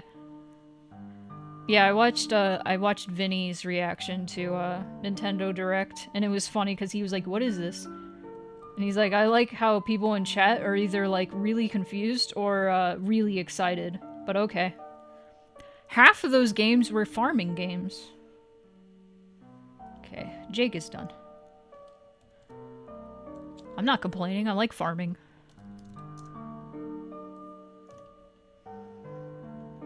I'm pretty excited about the Wonderful Life remake, but only if they remake it, if that makes sense. Wonderful Life was kind of shit. I've said this recently. Wonderful Life was pretty shit. I'm gonna drink some more of my coffee. Hold on.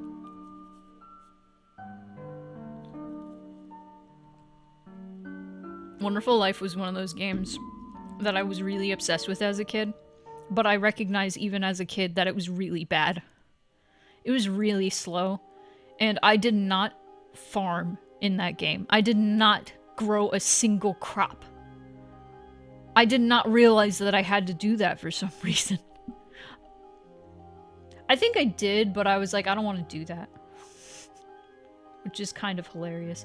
Jake has a really wide face, and I need to fix that. I'm being way too particular about these very small cameos. Okay, that's better. I'm being way too particular. This kind of sounds like a song from the Adventure Zone. Good afternoon, Corgi. Guess we're not going to get a remake of Harvest Moon 64. Not the best game, but it was the one that I played the most as a kid. I played Back to Nature, which I believe is just a port of Harvest Moon 64. I liked that better than Wonderful Life. The thing I liked about Wonderful Life is the fact that your kid grew up and the village grew up with you. Like, that's a kind of a morbid, like, detail to enjoy about a game, but I really liked that aspect. Because I liked that it'd be like a time jump, and then like 3 years would go by, and suddenly you have a toddler, and I was like, dude, that's awesome! Dude! My wife has crow's feet now. Not literally, but you know what I mean. Dude! This kid in the town is older now? That's fucking awesome! Back to Nature is not a port of Harvest Moon 64. It's an original game that uses a lot of the same assets. Oh!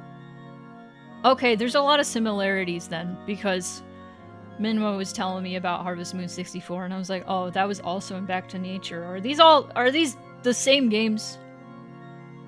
Oh, Friends of Mineral Town. Which was also remade. I heard that you could be gay in the remake of Friends of Mineral Town. I thought Wonderful Life remake was the first time they've been doing that, but I am incorrect. I'm incorrect. Ugh! My hand hurts. I'm making sure to stretch though. Let's see. Love to be gay. Yeah, I also heard there's a, like, I also heard that you can be non-binary in the remake of Wonderful Life, which I don't know how true that is. I don't know if I buy it. Like, maybe it's the way you can be non-binary in Animal Crossing and Splatoon, where they just don't give you the option to be a man or a woman. They just say, pick your style. Italy has seen worse things, it will all be okay. That's a good way to look at it. Just be safe. Just be safe, Cosmocomic. That is all I ask. Let me cross off Jake.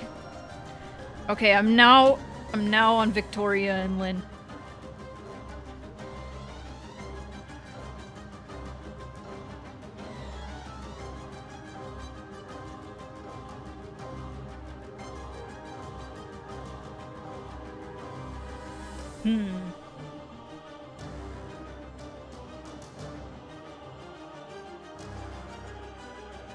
What if I put Victoria near the pupusas?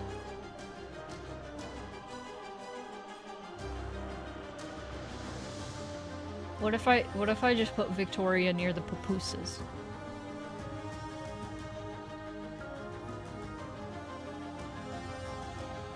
Yeah.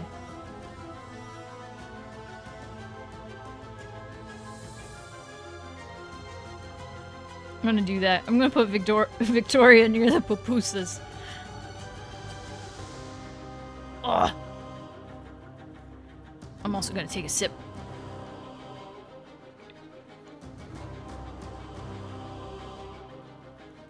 How's it looking so far, you guys? Is it coming to life? I think I know what two characters I want to put here, but it might be a bit before I get to them. Loving it? Awesome. Where are you? I don't know if I will get to yours today, but I'm trying my best. There is so much color. I might have to, like, turn down the saturation just a little bit once I get everybody in here. But we'll see. We'll see how it looks. There's a whole lot of color. But, let's see. Let me get Victoria's reference. Reference. Where are you? There we go.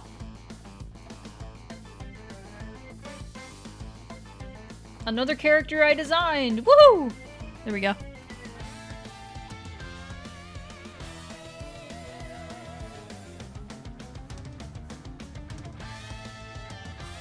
This is a good song. I love Dingo Dial. I should draw art of Dingo Dial. Color good, if you ask me.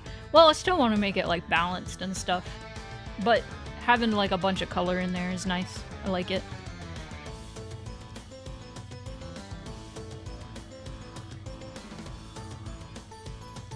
I'm gonna put a little Victoria here. In the pupusa stand. Yeah. Yeah.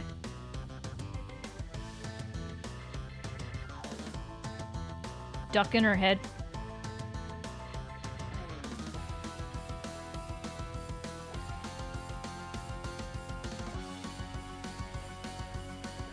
Yeah, Cosmocomic. Just try and relax. You can relax in here.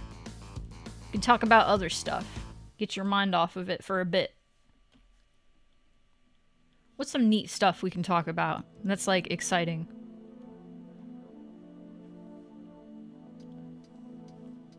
Oh, this is nice music. We can talk about gay farming sims.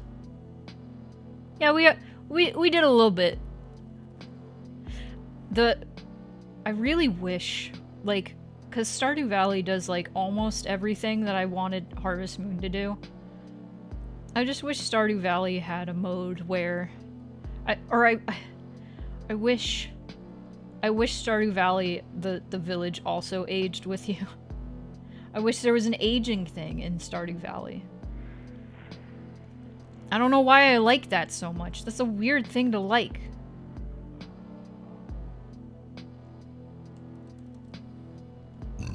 Oh, excuse me. God. Yeah. Yeah, I like that. I like locations changing over time. That's so cool.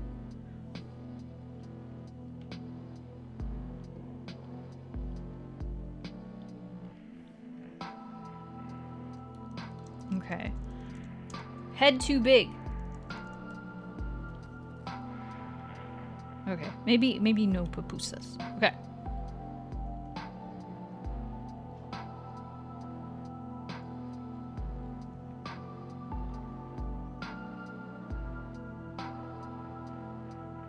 Running out of room. Running out of room.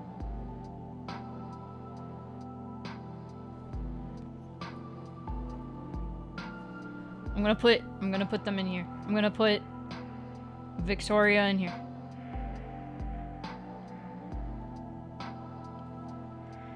So we're gonna have to be under Thibby and Maddo. There we go. And, I'm gonna make both Victoria and Lynn facing away.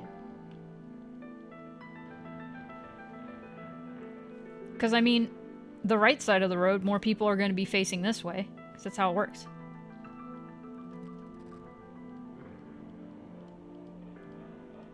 So. Technicalities. Okay, let's hide Thibby.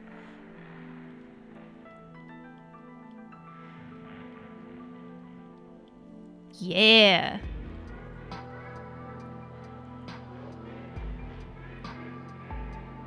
Thought about this a lot. I don't think it's that weird. Okay, I'm glad I'm not the only one. That's one of the things that's cool about the Yakuza series. I got Yakuza Like a Dragon. I've never played any Yakuza games. But I've been curious. So I'm pretty excited to check it out eventually.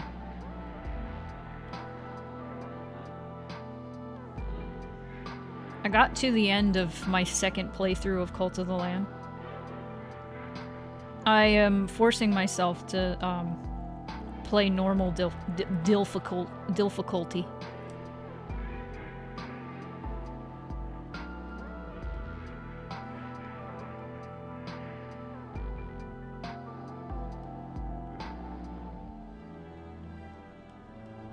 Big floofy tail. Okay.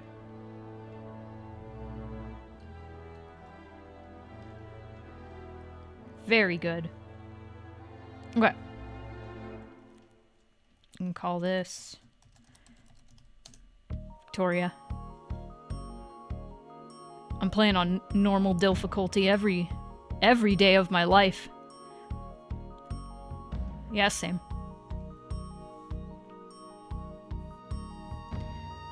Listen, I've talked about this before. If you ever have a weird, like, slip-up, just own it. And it's funny. It's funnier that way, instead of being like, no, I meant difficulty. No, fuck it. I meant difficulty. I meant it. That is what I meant to say, and I'm sticking to it. That was my intention the entire time. Hello, Scully.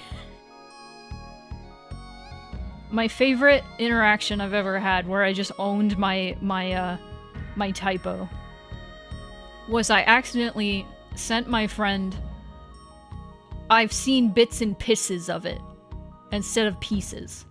And I spelled it. I spelled pisses out. I spelled pisses out. And then they, like, all caps responded, bits and pisses! And I was like, sorry, I was too busy thinking about piss!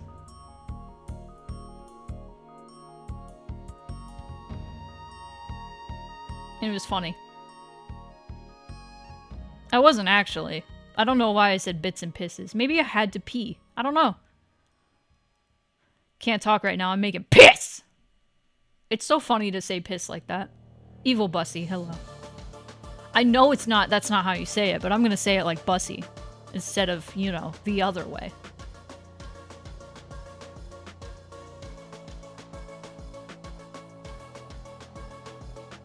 I meant thinking about piss. I don't know if I said making piss. Dun-na, dun-na-na-na-na-na, na-na-na-na-na-na, na-na-na-na-na. Sorry. This animal I have become. It's not the real me. Do you know how many times I've seen a video of Riku Kingdom Hearts to that song? Do you know how many times? I think I made one of them. I can't remember. I made a lot of AMVs.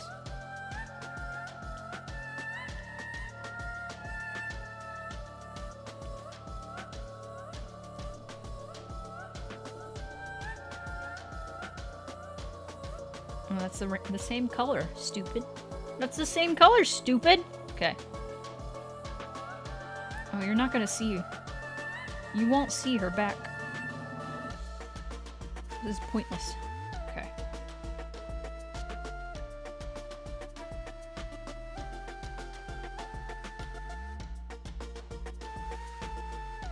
There we go.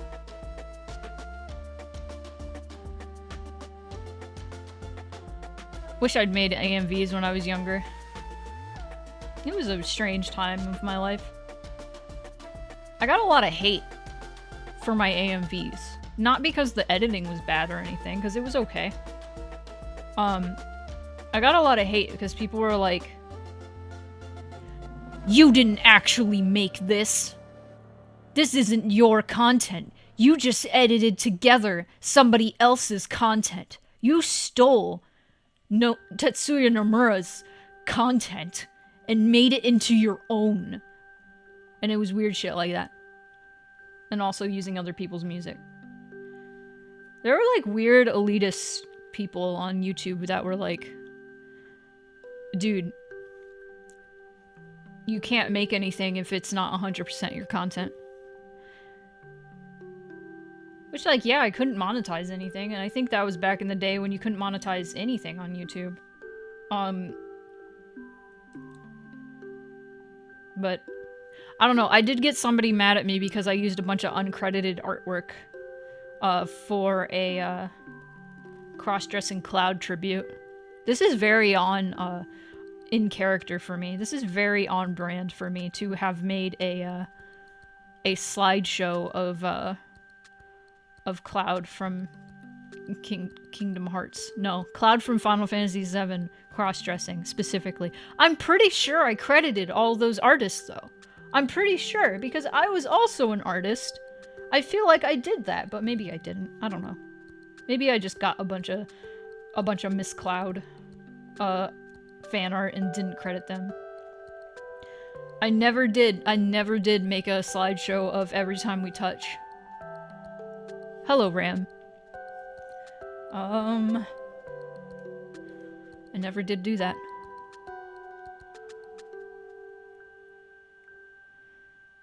YouTube poops are basically just shit posts made by editing things together. Yeah, there's nothing wrong with, like, editing silly things together. Or just things together in general.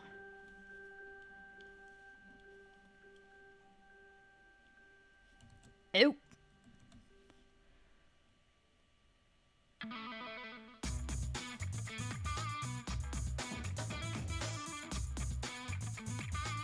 Funky.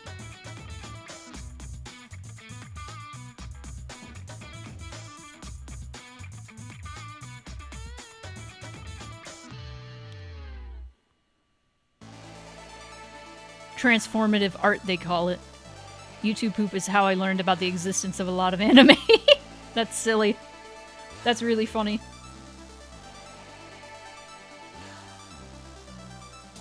Honestly, AMVs are how I learned about the existence of a lot of anime. Remember how, like, so many people animated over that one Higurashi opening? Does anybody remember that? That was insane. I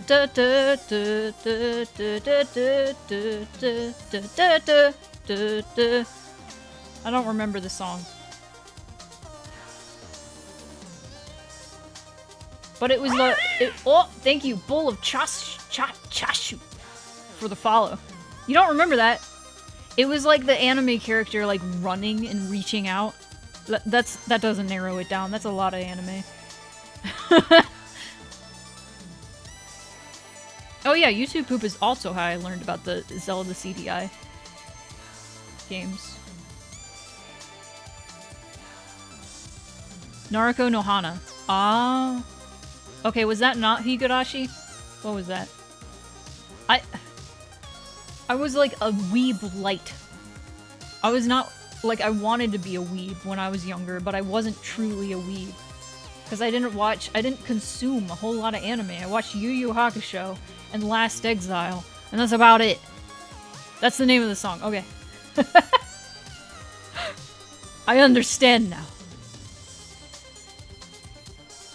God, what other anime did I even watch as a child? I tried to watch Full Metal Alchemist. and I didn't get through all of it. I watched Elfen Lied for some reason. I was really into Elfen Lied, but now I can't watch Elfen Lied. It was really gory and upsetting. And I don't recommend it. The opening scene is really cool. It's really gory, but, like, it's really cool. The rest of that episode sucks, though, and it's creepy. All the 4Kids versions of Higurashi. Christ.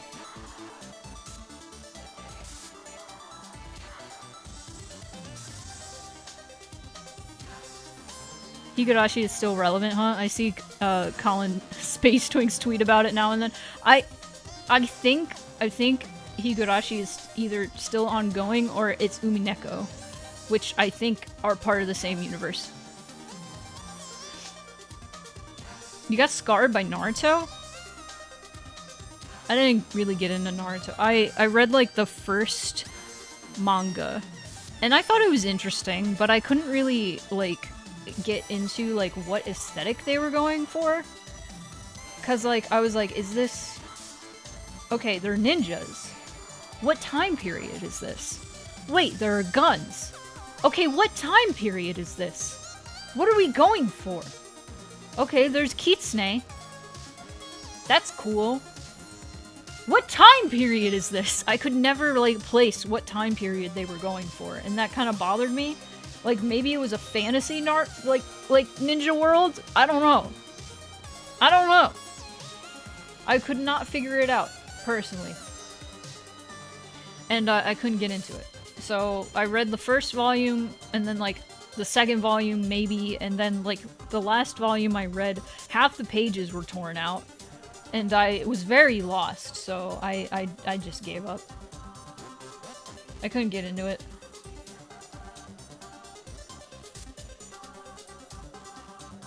But...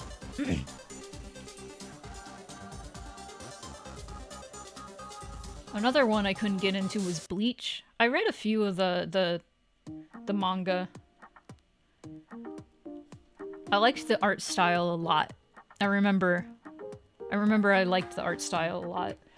And the concept was pretty cool because it was like ghost shit. And I was like, oh, cool. I like ghost shit. Because my first anime, like first actual anime other than Pokemon and shit, was Yu Yu Hakusho.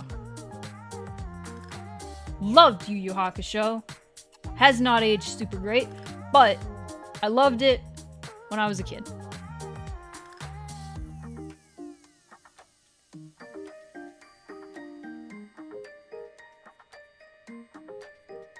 There was blood in Naruto? I didn't watch Naruto. I didn't watch it enough. I didn't know there was blood. There was blood in Yu Yu Hakusho, though, so I didn't... Blood is never, like... I mean, blood kind of bothered me when I was way younger, but... By the time I was watching anime and stuff, blood didn't bother me. Clearly! Because I watched Elfen Lied. And that didn't bother me. I was just completely numb to Elfen Lied for some reason. Elfen Lied was fucked up, too. Like, goddamn. Why was I watching that? Don't watch Elfen Lied. Everybody watched the Pokemon animes, my guy. Everybody did. I didn't watch all of them. I watched Indigo League and a little bit of Johto, and by the time, what was it called? Pokemon Advanced came out? The Ruby and Sapphire one with May and Max and shit. I wasn't watching it anymore. I didn't have cable. And also, like, was older, so I wasn't really interested in the anime anymore. I was just interested in the games. So that's when I fell off. By that time, I was like, wow, this show is really cringe. Because I was an edgelord child by that point, watching Yu Yu Hakusho.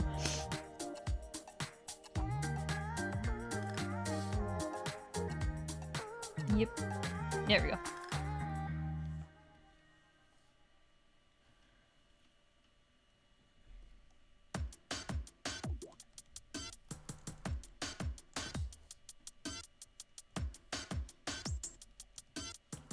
Look how small.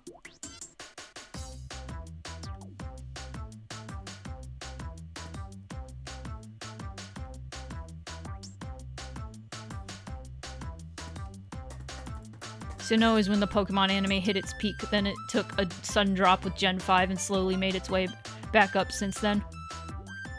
Looks how smooth. It's funny, like, Ram, you say that.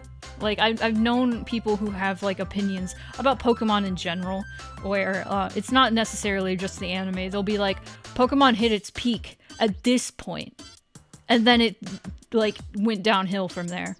And it is all dependent on that person's age. That's 100%. Like, it is all dependent on that person's age. If you are around 20 years old, you'll say this gen was when Pokemon peaked. If you are around this age, if you're around 30 years old, you are probably going to say, oh, well, Pokemon peaked around the 3rd gen or 2nd gen. And then it all went downhill from there. And it's just funny, like, all the different opinions I see about Pokemon. I hear Sun and Moon is one of the best Pokemon anime series to date. I've heard that about the game in general, but I've also heard a lot of people my age be like, this game sucks. It's for babies. And it's like, yeah, it is. It is. It truly is. It's made for children. You got it. You got it in one. Good job. That doesn't mean it's bad, but it is for children.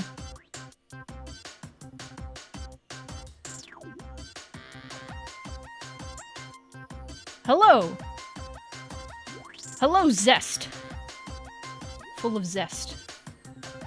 Soft reboot, which introduced the annoying "You're such a kid" line, appeared, and I did say it got better after Gen 5. It's just it hasn't reached the quality that Gen 4 did. I don't know what... I didn't know "You're such a kid" was a line in the Pokemon anime.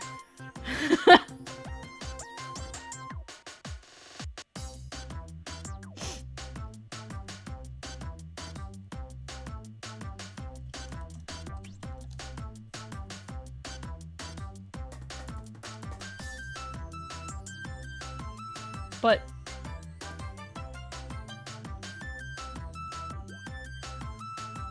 oh, you guys, I saw a comic. I've talked about this comic already before, but I know there are plenty of people in the chat that haven't seen this comic. But this, or haven't heard me talk about this. I saw this comic on Tumblr a while back, and it's sometimes how I feel about life. But it's this person going up to another person and being like, oh my god, this show, you gotta watch this show, it's so amazing. It has so many great characters and writing and all this deal. It's so amazing, you gotta check it out. And they're like, what's the show? And the person is like, Peppa Pig. And they're just like, okay. Okay. And I'm like, sometimes I feel like this. Sometimes. Not necessarily with Pokemon, but sometimes people will recommend, like, cartoons to me, and I, like, try to watch them, and I just consciously feel in my heart, oh, I am too old for this. I'm not getting anything out of this. I'm not getting any... Like, people can like cartoons all they want, but, like, for me, personally, I just feel like I'm too old for most cartoons recommended to me.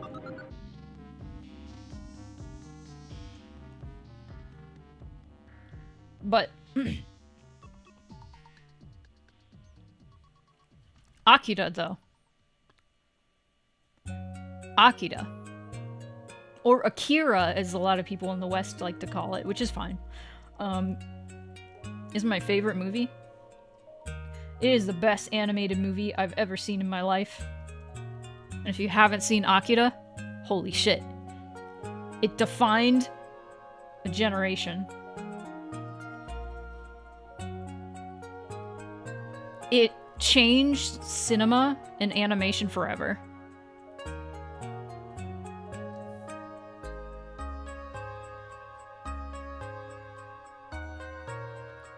Eddie has a great video about people overthinking children's shows. Dude, I'm curious. Like, definitely share that in the Discord if you have a link. Because, like, I've talked about this so many times before, but I am okay with people watching, like, kids shows when they're, like, well past the age of watching kids shows. That's fine. As long as you remember it's a kids show. And, like, as long as, like, when you're, like, playing games made for kids as well, as long as you're remembering this is a game, this is a show made for kids. And you don't need to overthink it. That's kind of the point of watching, like, kids shows when you're an adult. Is you kind of want to just turn your brain off and not think too critically about this sort of stuff. For me, personally, that's why I was watching, like, shit like Mau Mau. I was like, I want to watch a cute cat show. And so I watched a cute cat show. And I was like, cool. There's no, like, deep plot shit about this show. It's just a cute cat show with fun, cute animation. And that's all I want right now. It's kind of like, I like Steven Universe. I liked what I watched of Steven Universe. I watched up until the movie. And all of it was really fun. Most of it was really fun. However, I kind of got salty when, like, the show, like, deviated from, like, the Monster of the Week cartoon, like, formula. I wanted it to continue. I love that little toot. It's like 5 seconds. Like, I just want to turn my brain off and watch a cartoon and laugh at this silly little cartoon. I don't want it to become like a serial, like, thing. I just want it to be a fun cartoon. I play Pokemon because it's a simple game that I don't have to think too hard about. And I just like looking at cute little guys. Cute little animals. I like it. And that's why. And I'm not expecting anything, like, crazy, like, amazing about the story. I'm not. I never expect anything out of the story of Pokemon. Oh, thank you for the follow, Cyborg Swordsman. Thank you so much. Posted the video on the show's movie channel. I wasn't sure where else to put it. That's a good place to put it. Evening. Good evening. It sure is evening, isn't it? Time sure is passing. Oh god, my eyes keep bugging out. Stop it. Stop it. Don't you hate it when your eyes just bug out?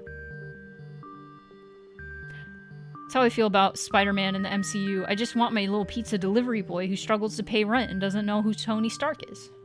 Exactly. Exactly. Exactly. Oh my god, Splatoon. Okay, I missed this message. Splatoon has a special that does the motorbike thing from Akira. Excellent. Final Fantasy VII, the crazy bike sequence at the end of the Midgar section, Cloud totally does the Akira bike slide, and I never realized it. They didn't really do the same camera angle, but he totally does it. It's awesome. All I ever expect of a Pokemon story is that it makes sense in broad strokes. Yeah, that's all you really need from a Pokemon story. It's all about making friends with animal Pokemon. I do feel like Sun and Moon probably had the most daring, I guess, storyline, I would say.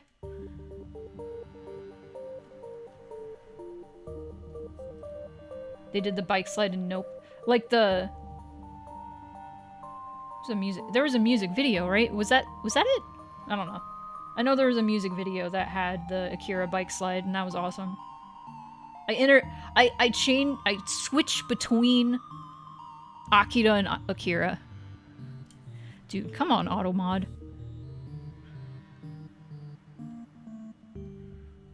I didn't play Sword and Shield. I know it's strange. I know Sword and Shield is pretty strange. There's mixed reviews about it.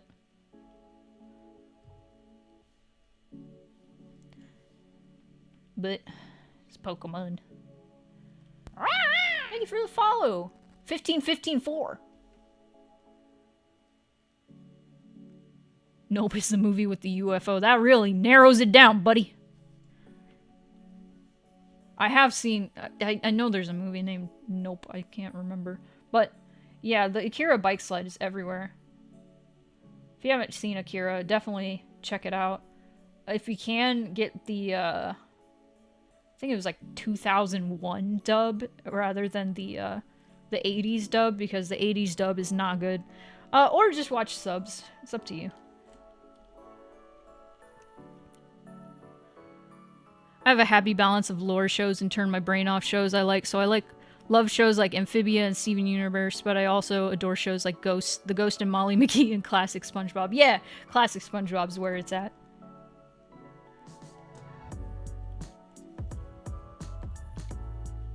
Before the movie SpongeBob is where it's definitely at. Okay, let me see if I can find the only time I've ever criticized stories meant for children. Yeah. The only, like, big criticism I can think of when it comes to, like, stories for children and, like, children's media is there was one episode of My Little Pony that drove me up the wall with Babseed. That episode drove me insane because the lesson in it was like, oh, she gets bullied back at home, so it's okay that she bullies you. And I was like, dude, what are you trying to tell children? Can we not? Dude, what the fuck? I was really mad about that. I stopped watching My Little Pony, like, I want to say after third season? I was like, bleh. I don't remember. That was a cute show, though. That was another, like, turn your brain off show, but then there were some lessons that I was like, come on.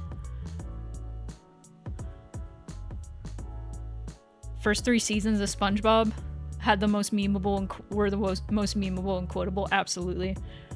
I like the Krusty Krab training video one. I think about that one a lot.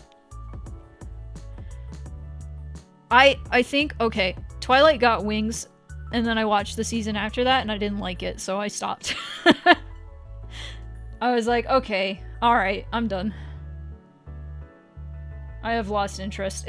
I think because after that season, it became clear that they were, like, catering more toward the bronies, because that's where they were getting the money from for the show, and it felt weird and inauthentic, and I was like, nah. I don't like this. I don't like it. So I stopped.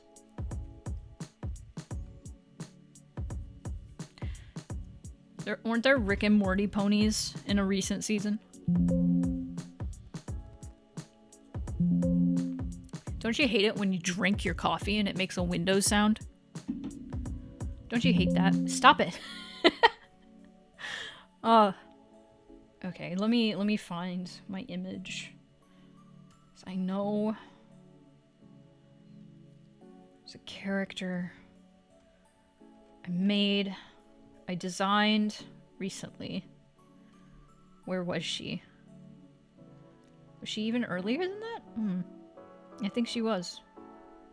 She sure was. Okay, let me find her. You know what? No, I want to use this one. I've been given artistic liberty for this one because I designed both the characters.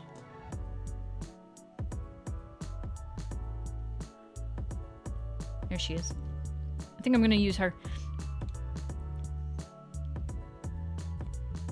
My first non-furry character, and probably only non-furry character in this background. Let me get rid of Jake for a second.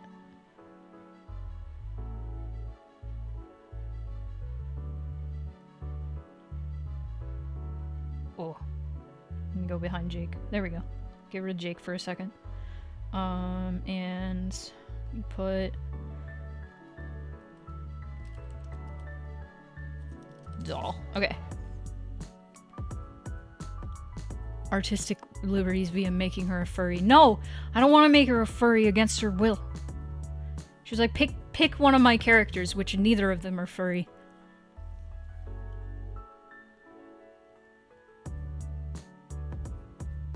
I'm scared to even say I'm a brony because of how disgusting fucks call themselves that. Yeah, no, like pretty early on I stopped calling myself a brony or a Pegasister. I never liked Pegasister, so I never called that. Thankfully, my time in the My Little Pony fandom was pretty alright. Thankfully. I had a good time. I was on the Ask Pony in the Ask Pony, like, circle, the worst stuff that ever happened, was the fandom got pretty, like, divided because, good old Ask Princess Molestia got taken down, and everybody was losing their shit over that and so mad about that, and I was like, dude, no. I was all for it. I was like, thank God somebody took that down. And then a bunch of people got mad at me, and they were like, it's just a joke. And I was like, yeah, it's a joke about a children's show. That should not be made about a children's show.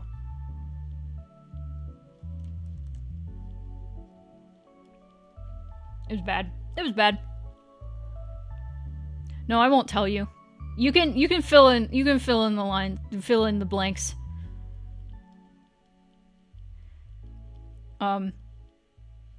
You know what? I will give you a very, very short summary. No,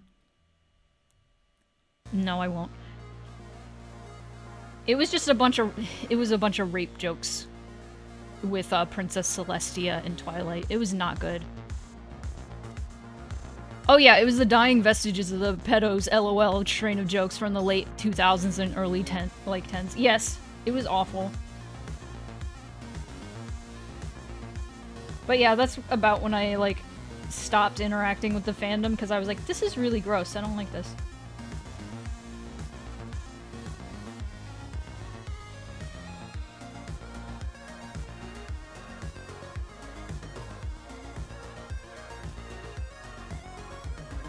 Why? Why did that happen? Hi, Redacted! Hello! Welcome, we're talking about internet history. Specifically, bronies. Good lord. Okay. Oh wait, I never changed this, did I? What are we on? 1, 2, 3, 4, 5, 6, 7, 8, 9, 10, 11. Wait. 1, 2, 3, 4, 5, 6, 7, 8, 9, 10, 11. Is this 12? Hold on. 2, 3, 4, 5, 6, 7, 8, 9, 10, 11, 12. Okay, no, we're on 13. Where am I missing? Oh, Sparky's not there. There we go. Oh no, Victoria! You are obscured. I kind of want to move her up just a little bit. Oh, I'll figure it out. I'll figure it out. I'm glad you found better things, Cyborg.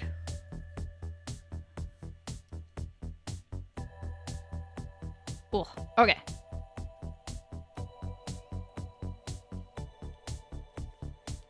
Bum, bum, bum, bum, bum.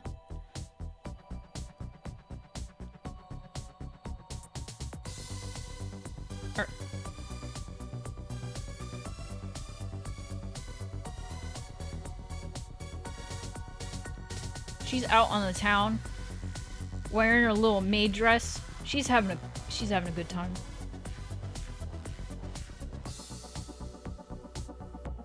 Okay, if Jake's gonna be covering her that much, I don't really need that much detail.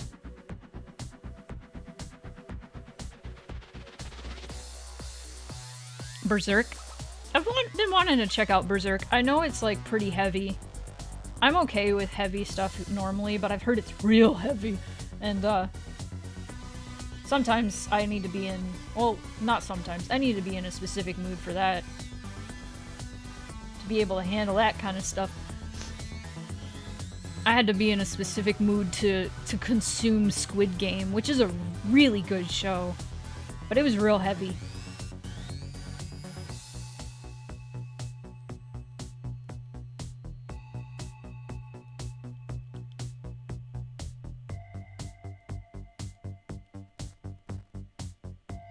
Guys, I want to see Guillermo del Toro's Pinocchio. People in the fandom who clearly didn't enjoy the show for what it actually was, they just had to corrupt it. Yeah, it was like this weird, like, edgelord kind of deal, where they're like, let's take this cute and innocent thing and make it grimdark. Which was weird.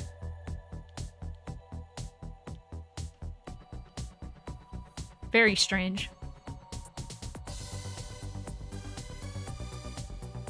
Yeah, I feel like, Guts is, like, the origin of, like, anime swordsman with a giant sword. Like, people can credit Cloud Strife for that all they want. As much as I love Cloud Strife, I don't think he was the origin of that.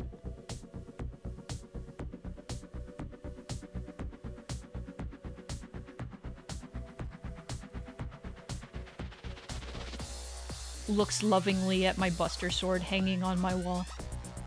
Ah, yes. Ah, yes. Edgelord is the perfect way of putting it. Ah, yes.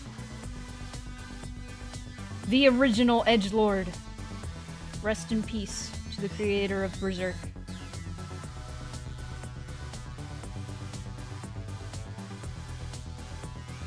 He passed away, like, last year? Or early this year, I don't remember. That's sad.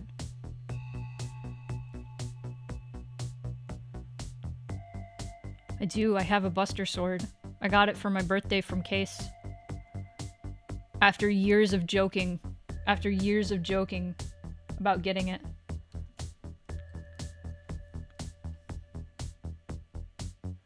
Cloud is my favorite character ever. And, Final Fantasy VII is my favorite game ever. If me talking about it all the time doesn't indicate that enough. I love Final Fantasy VII so much. He passed away in, like, May. Oh, geez. So he hasn't... It wasn't that long ago. Jeez, it feels like it was forever ago.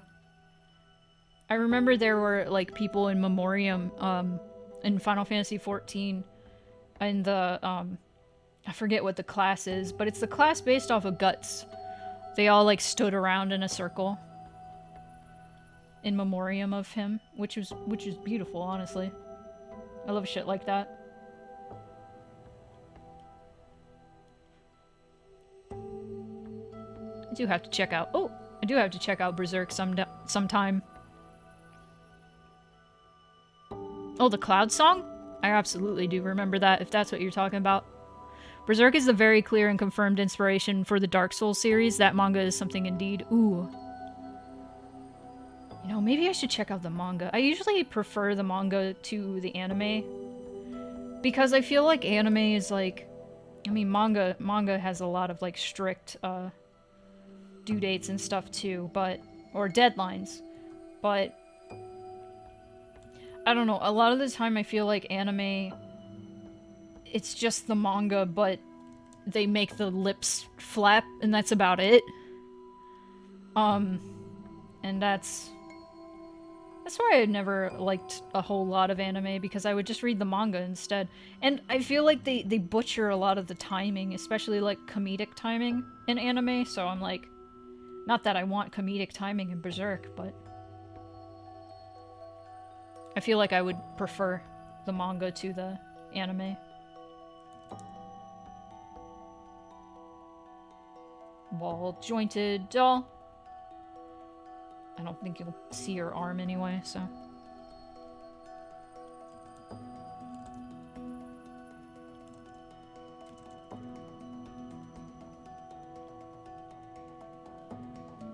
Oh, I didn't change the thing!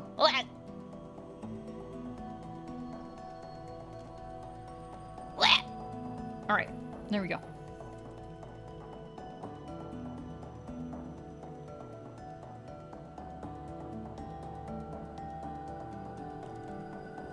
I made Relia so small.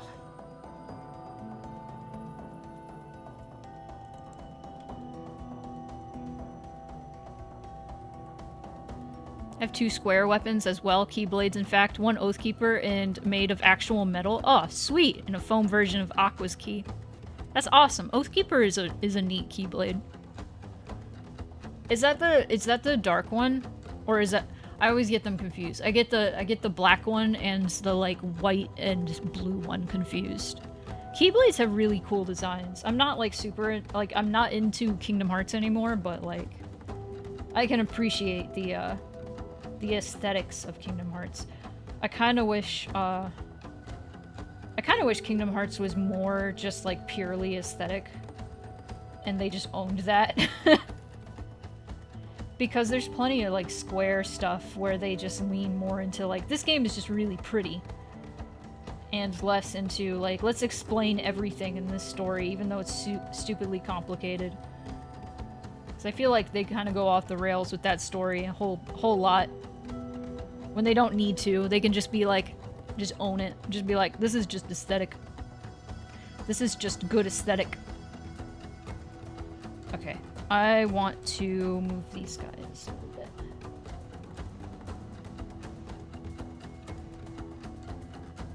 And, perhaps make it a little bit smaller.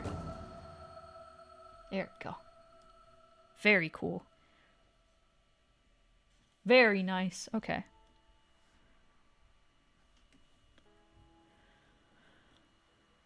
Welcome! Oh shit, Vox! Vox! Hello, strangers! Welcome in. Welcome in. If you're strangers. If you're strangers. I don't know how many of you are strangers. Vox is not a stranger, but welcome in. I am working on a crowd for Mixed Feelings 2, my second visual novel. If you would like to check out the first one, ! MF. It is pay what you like. It is a cute, furry game, as you can see, but it is also very emotional and can get pretty meta sometimes. So if you're into that sort of thing, definitely check it out. But welcome in. Welcome in. Gosh, this crowd is really filling out. I like it. I like it a lot. Okay. All the cutes. But thank you so much, Vox, for the raid. I'm gonna do this. Oh, shoot! I did it wrong. My bad. Nightbot, I swear to God. Nightbot, I swear to God. Whoa! How was your stream? Nightbot is not shouting you out, I'm sorry. Oh, there we go. Well, love that game. Alright, cool. Thanks, Nightbot. I'm glad. That didn't quite work out how I planned. Stream was good. Sweet. I'm glad. I'm sorry Nightbot is not shouting you out correctly.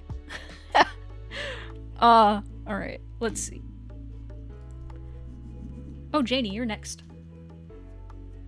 Return to Monkey Island! Awesome! Isn't that, at least one of the Monkey Island games is probably, like, one of the first games that used, dynamic music. Dynamic soundtrack. From what I've heard. From what I've heard. And that's so cool to me. I love dynamic music. Monkey Island 2 was the first one to do that? Okay. That's awesome. Love to see it. Love to see it. Yeah, I've seen videos on it before. It's really cool. It's really cool. Ow! It's my hand. One of my favorite parts of the game, they do it in this one as well, blended so well. Yeah, I've like I said, I've seen videos, and I really like how you enter an area and it doesn't automatically transition. Like that area's specific instruments like sort of creep in just a little bit. Not like slowly, but it's just like bleep. It's so neat. I love that. Love that. Very cool. Cause like the easier way to go about that is as far as I know. I don't know what I'm talking about, but the easier way to go about that as far as I know is to kind of like layer all the different versions of the music, and then when you enter a different, like a specific area, it just transitions into that song. I think, correct me, like anybody pipe in and correct me if I'm wrong. Banjo-Kazooie does that. I think. I haven't played it. I just know that you jump in the water and the music changes, but it's the same, like, tune. It's just a different version of it. And I know, DDLC does that. Like, very clearly it does that. Like, when you're reading the poems, it has, like, different instruments representing each character, and it just fades into that. It's really cool. Banjo-Kazooie does a lot of different versions of each track. Yeah. Yeah. Oh god. Okay, let me get Janie's. So let me close this one. Let me close this one. Okay.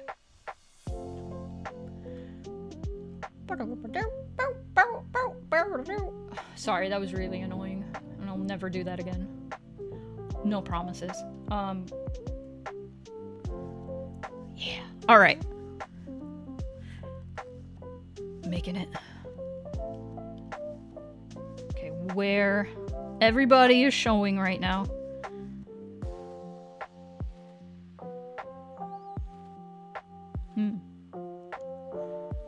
You!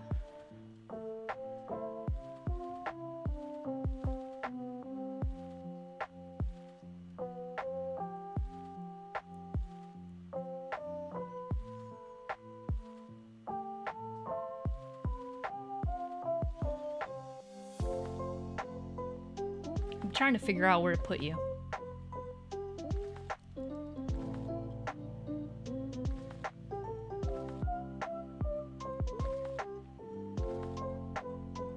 I kind of think it would be cute to,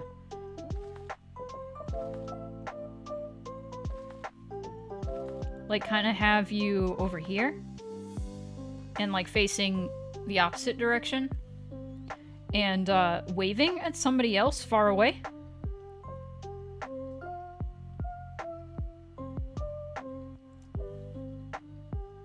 Yeah.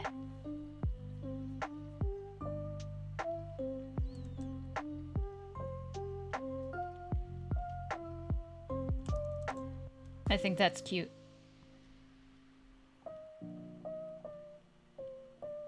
Yeah. There we go. Okay, so if I put Rin and Path here.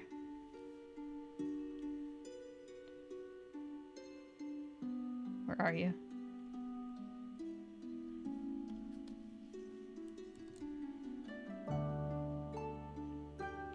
You can be right here.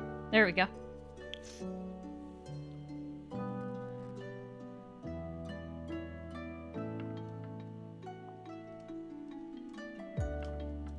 And Genie. Okay. There we go.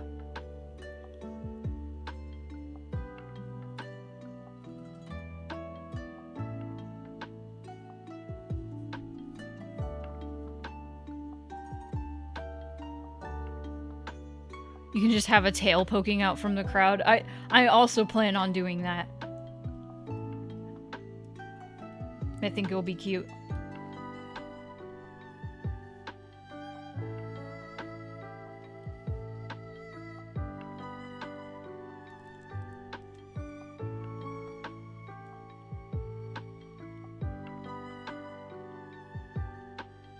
Yeah.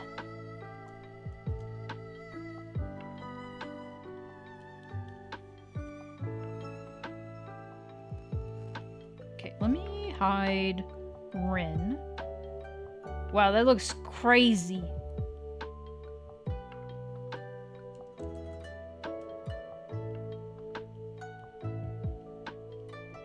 Looks crazy. There we go.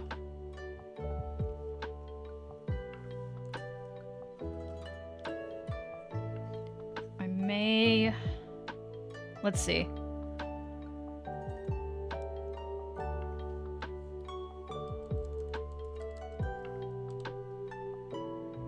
There we go.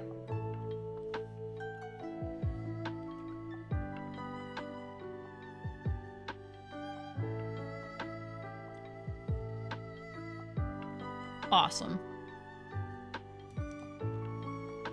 You don't have any pics of her from behind? That's all good. I can figure it out.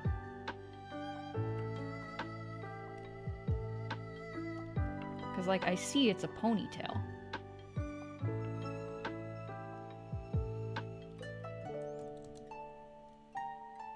There we go.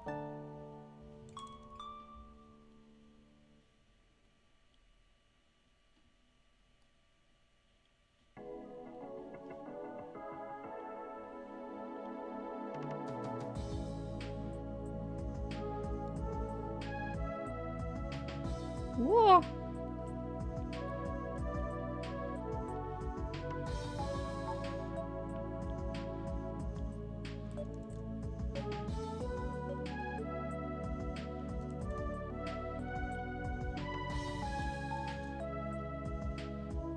There we go.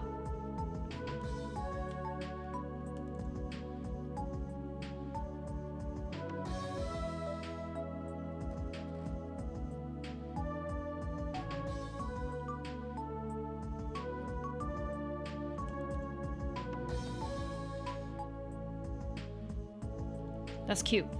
That's cute. That's cute. It's just enough. It's just enough to like recognize, oh, that's Janie. And also the tail, obviously.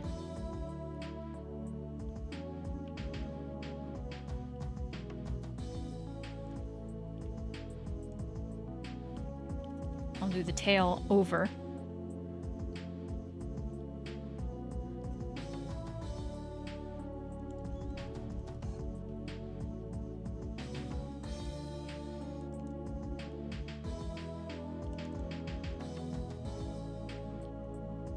It's such a long tail, I love it. Waiting on dinner to cook.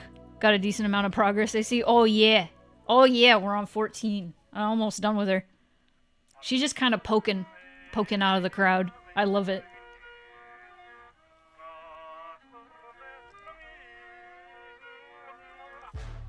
Everybody's becoming part of the crowd. It's so cool. I wasn't so sure at first. I was getting a little nervous, like, uh-oh, I hope this looks okay and people are okay with it. But even, like, the characters that are a bit more obscured, like Janie, have a lot of personality, and that makes me happy.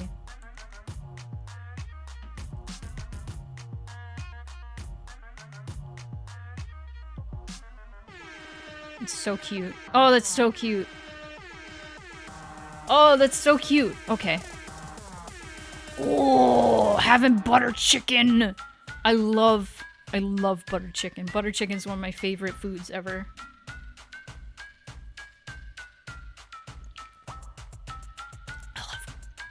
There's this restaurant in Chicago that I went to for my birthday, and oh, holy shit. Their butter chicken, like most butter chicken I see is like orange, right? Their butter chicken is bright red. And it's the best butter chicken I've ever had. It's so good, it makes me want to cry. It's so fucking good. It's the best restaurant I've ever eaten at. Is it like the butter as the chicken? Listen, it's called butter chicken because the sauce is really buttery. And you mix like butter and like heavy cream and stuff to make the sauce. And then you use like spices, like a lot of different spices, and it's like slow cooked meat, so it's like it's like the most tender meat in the world. Oh yeah. I'll have to get cooking here. We'll poke around to watch more later. Always good to see what you're working on. Thank you so much, Vox, and thank you so much for the raid again. I hope you have a good cooking. Miss the state fair. It's in town for me currently. I want to round up some friends and go there. Dude. It's been so long since I've been to a fair. I'm usually, like, not super into fairs because the fair food makes me sick, and also I have motion sickness. So, like, riding any of the rides makes me upset in my belly. But sometimes it's a good treat. It's a nice treat.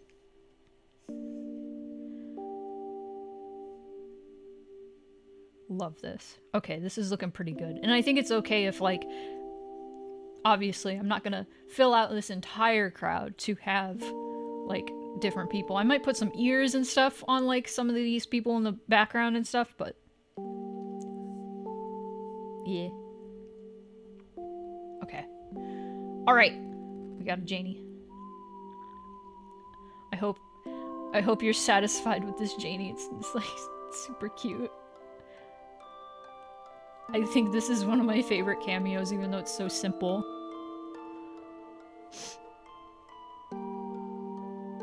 Yeah, you know, funny enough, like, when I was younger, I hated fairs. But that's because I grew up in Florida.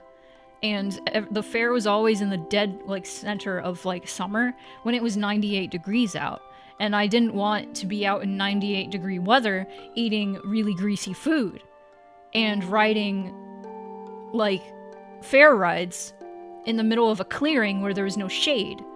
Like, that was awful. It was torture and awful. However, the first time I actually like really enjoyed going to a fair was when I lived in North Carolina.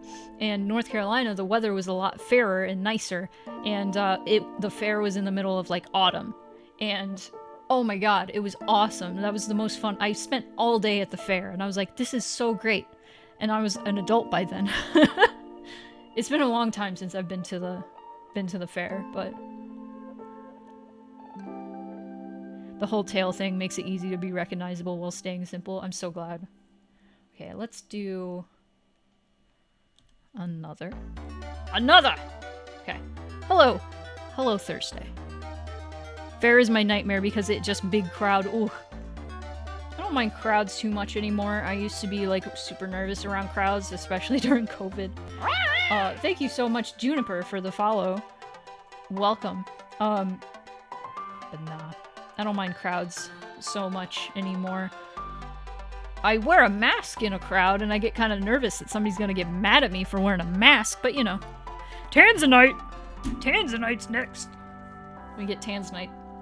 Another character that I made a reference for. How are we gonna do this? Well, she has a leg version, that's fine. We got a leg version. We got a Selkie. Funny enough, I did have an early design for a Mixed Feelings character that was gonna be a Selkie.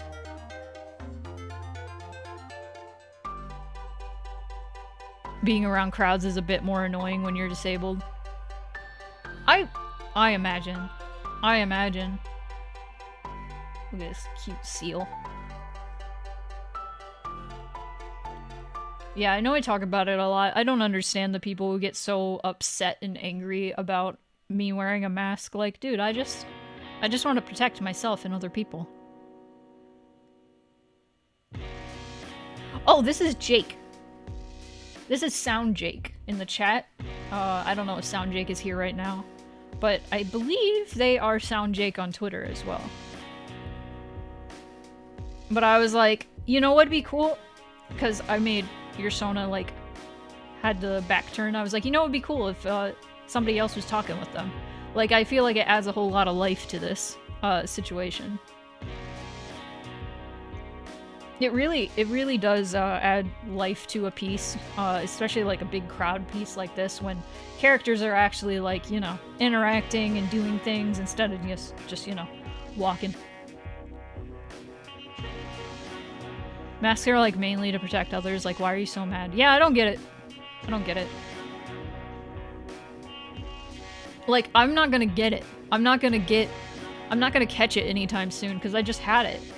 I'm just wearing it kind of like as a courtesy, but you know, some people get personally offended by that and it's strange. Okay. Let's figure out where to put Tanzanite.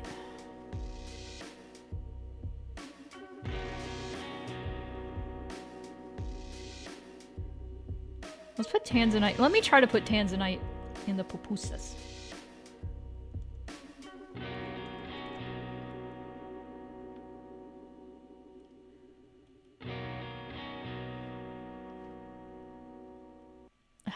I had a pupusa yesterday. It was pretty good.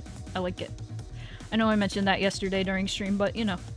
Now everybody who didn't hear me talking about pupusas can hear me talking about pupusas.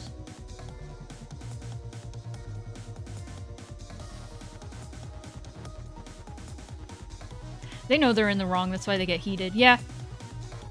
It's like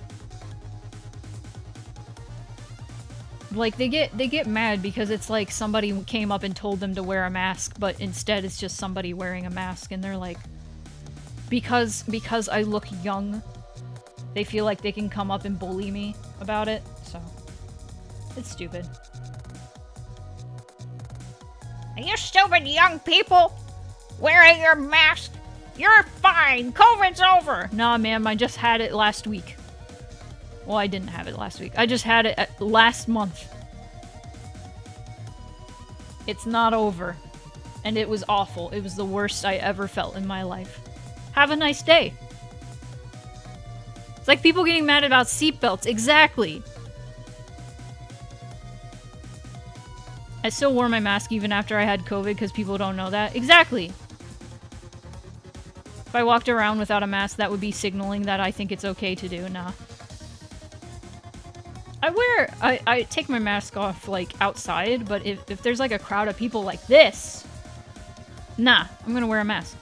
I actually was at the farmer's market yesterday, and I wore a mask because I wanted to be polite.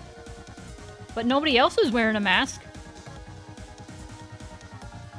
When was this whole seatbelt hate a thing? It never was. It might have been when seatbelts first became a thing. Because seatbelts weren't a thing when cars first were invented. But yeah, no, like, people being mad about, like, people wearing masks is, like, as if, like, people were mad about seatbelts. It's as stupid as people being mad about seatbelts. But it's crazy to hear about, like, the Spanish flu, which was 100 years ago. Apparently people were the same way. People bitched about seatbelts for decades. Well, there you have it, folks. Thank you, Case. Seatbelt hate is still strong in New Hampshire. Well, that's good. Good to know. God. Imagine.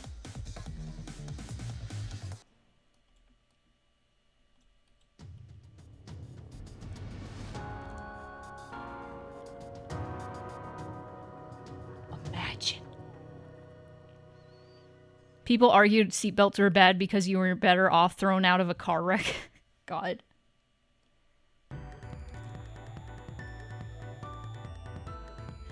As a kid, I always thought it was strange that there were no seatbelts on a bus. Like, what?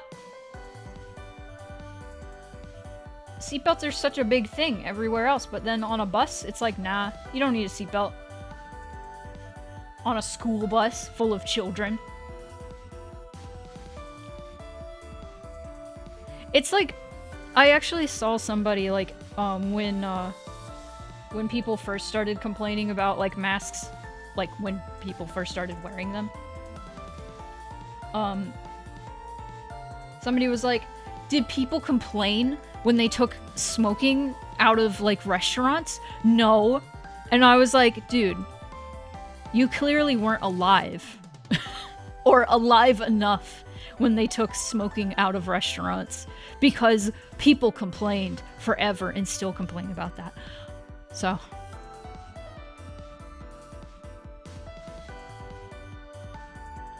I was alive when you go to a restaurant and they'd ask in every single restaurant, smoking or non-smoking.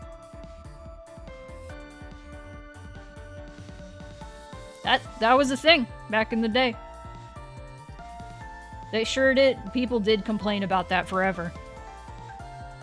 Yes. Yeah, Janie knows. It's legal to drive without a seatbelt in New Hampshire, so I've had to argue with people to put one on. God. Are you kidding me?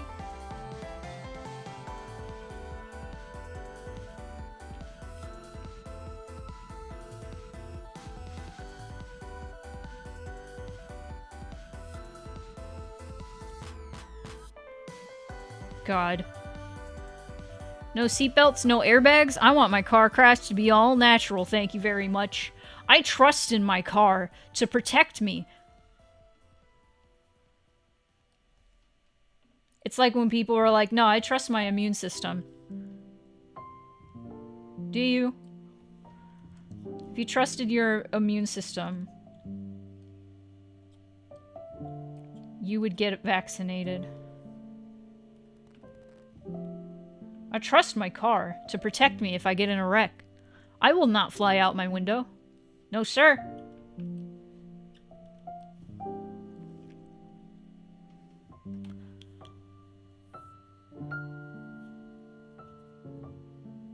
Not nice. Oh my god. Silly. Vaccines work because of your immune system. Exactly. Exactly. If you trust your immune system, you would get vaccinated. Speaking of, I need to schedule a booster shot. I need to remember. I keep saying that and then I forget to do it.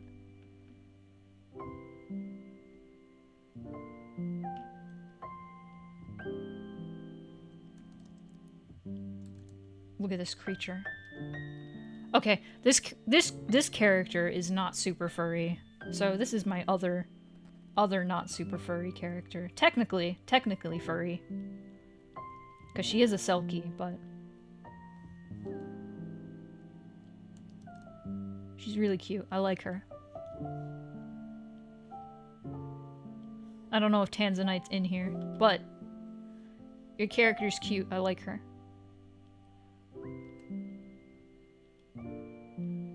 I can't wait to open commissions again. I wanna draw characters for people. Oh! I have 2 Pfizer and 2 Moderna now. Balanced as it should be. The planets are aligned. I'm balanced.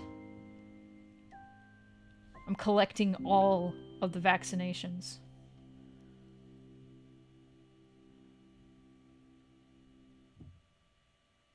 You got in a wreck back in February? Oh god, that always sucks. I've been in a few wrecks myself.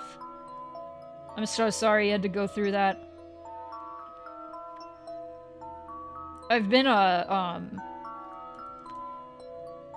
rear-ended by a semi-truck. And it took me a while to be okay, like stopping at a stoplight. Sucks. It's so scary.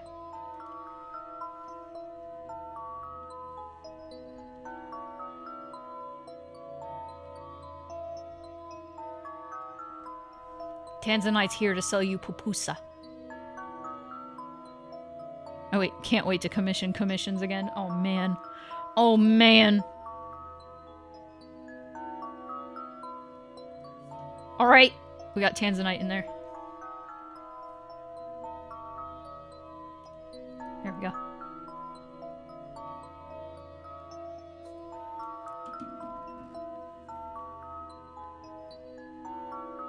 I've only been in one accident, and it was because a person was standing in the middle of the highway, so I had to swerve to avoid them. Oh god, that's so scary. That's so scary. Somehow you were found at fault. I'm so sorry. Yeah, no, like the worst accident, surprisingly, was not the semi-truck one. The worst accident I've been in, somebody was honking at me to go, and, so I, like I was trying to get into the lane next to me and somebody was honking at me to do it, so I thought it was clear, so I panicked and I hit the gas and I hit a taxi. I hit a Disney taxi, baby! So I got in trouble for that and I was 100% at fault for that, but I'll take the L. I'll take the L.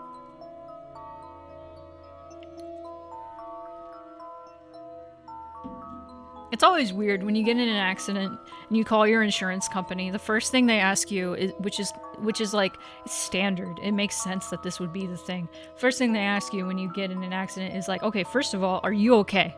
Which is nice. I'm glad they do that. And also, like, insurance offices, they have like treats and stuff for you because they know you just probably most likely went through a traumatic experience, which you have. Most, like, 100% of the time you have. Even if it was a small accident. Oh, man. Okay, we got Space Yeen is next, it seems. Okay. I'm on the 8th one of this stream. It's a really full crowd. Okay, let me...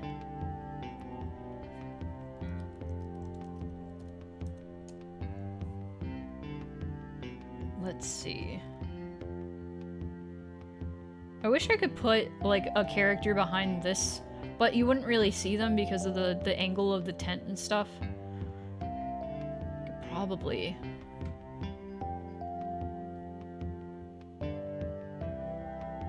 put somebody behind the cheese, maybe? But you wouldn't really be able to see them very well.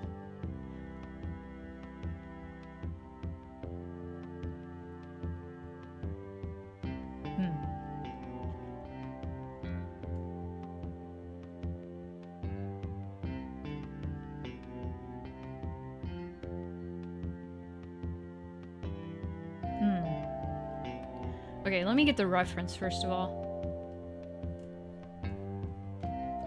Putting too much thought into this. I knew some of them had to be like a little obscured and simple, but I'm feeling bad. I'm feeling bad about it. Oh, this is a cute character. Oh. Oh, this is a cute guy. Oh my god. What a cutie. Wow, I'm in love. Oh, wow.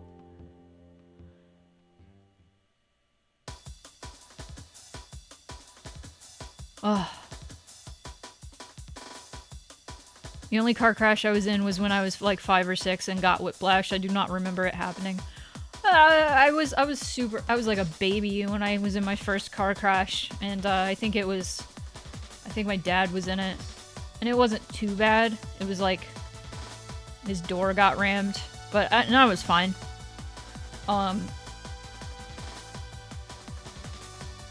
And then there was one time my mom got rear-ended, but that was all good. We were safe. There was not any real damage done to the car. I've been rear-ended so many times. And to those of you who are unaware, who do not drive very often, when you are rear-ended, you are never at fault. The person who rear-ended you is at fault. It doesn't matter. It doesn't matter. Like, if you stop super suddenly, like, the other person may get mad at you for that, but it doesn't matter. They are always at fault. Because they should be keeping their distance and they should be paying attention. How many times have I been rear-ended? I was rear-ended by a semi-truck. I was rear-ended by a tourist in a rental car. I was rear-ended very, very softly to the point where I didn't care and I didn't pull over. I was like, I don't give a fuck, and just kept going. I was like, I don't want to file a claim for this. I don't... Like, no damage was done.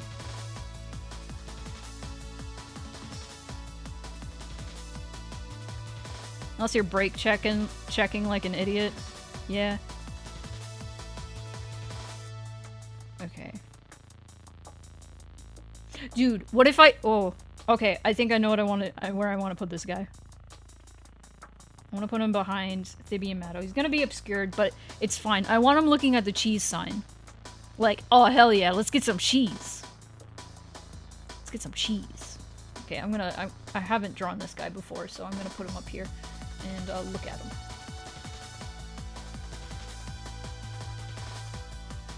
Let's get some cheese, baby.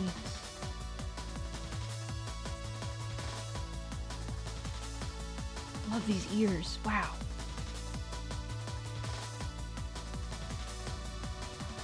Shaped.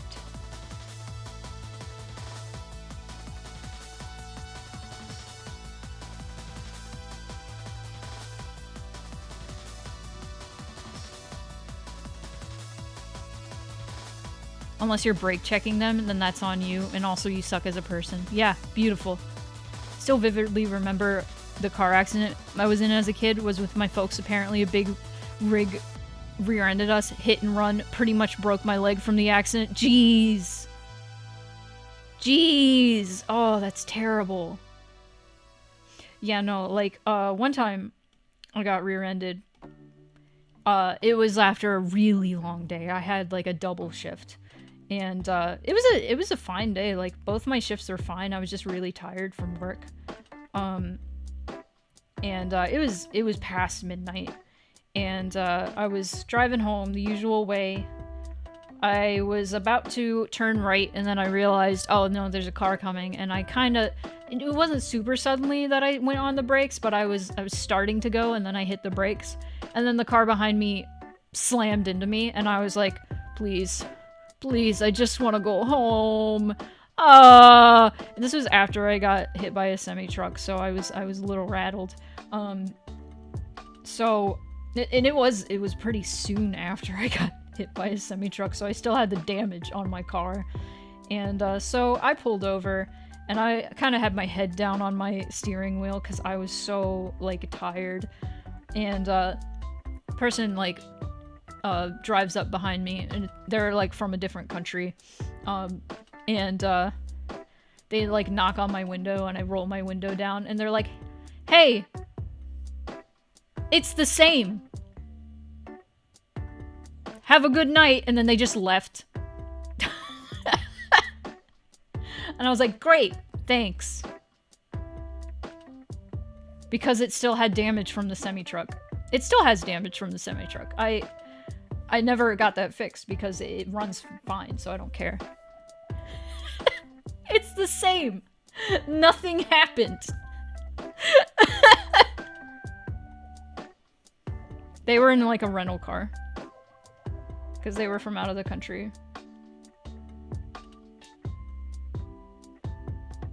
So. It's the same. Is that a raid message? It could be. I don't know who I'm gonna raid yet.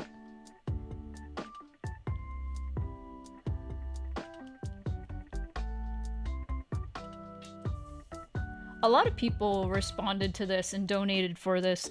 And this was their first time hearing about this game, which is really exciting. Honestly.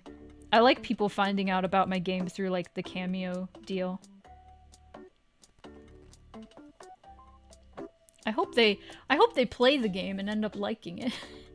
That would suck if they like signed up for a cameo and then play the game and they're like, I hate this. Lactose deficient game.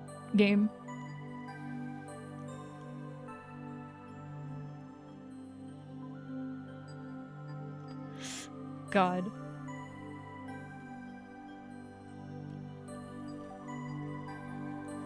Stare longingly. Oh, excuse me. It's the same? No. It's different. By Hi-Am Case. Out now. Beautiful.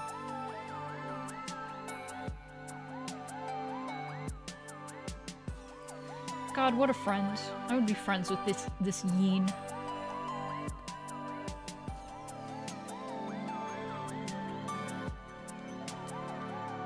I'd be friends. I love yeens.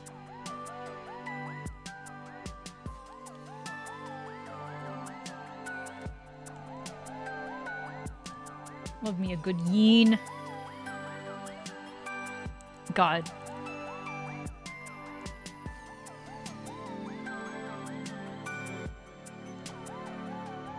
They are so shaped. They are so shaped, aren't they?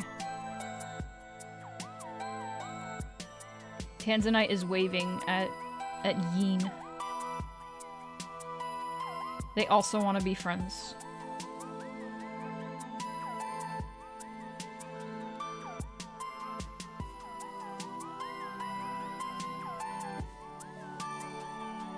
Yeah. Yeah.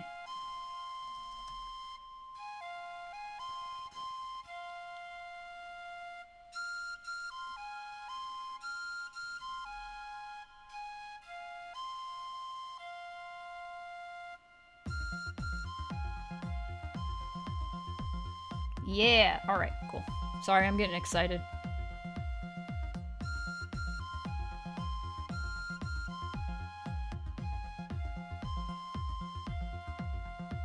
There we go.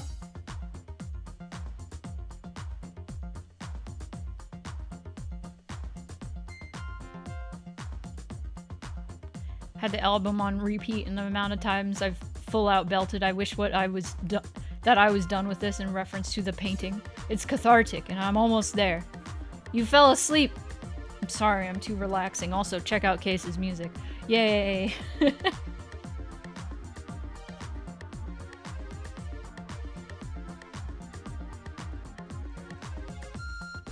Oh, I would fall asleep right now. So Moonpie does this thing in the morning. So, like, usually in the morning, I will sit down and I play games for, like, a little bit.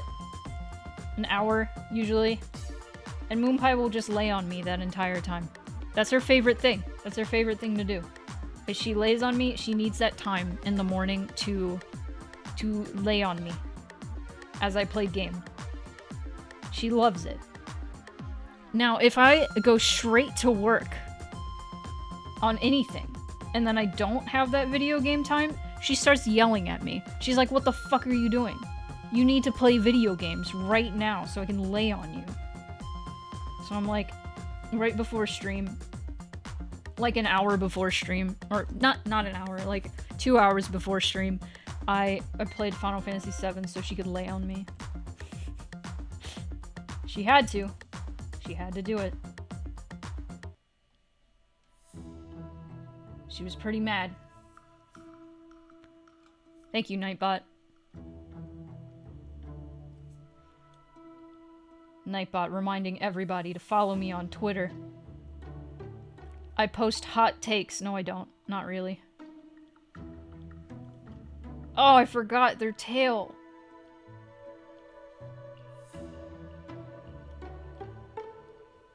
It's fine, I'll do it.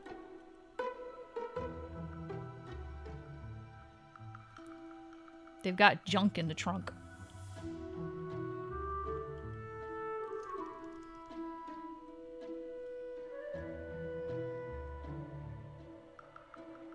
But yeah, it's important to chill out at least a little bit in a day. If you're able to. For me, it's in the morning, because Moonpie wants to lay on me in the morning as I play video games. She's gotta.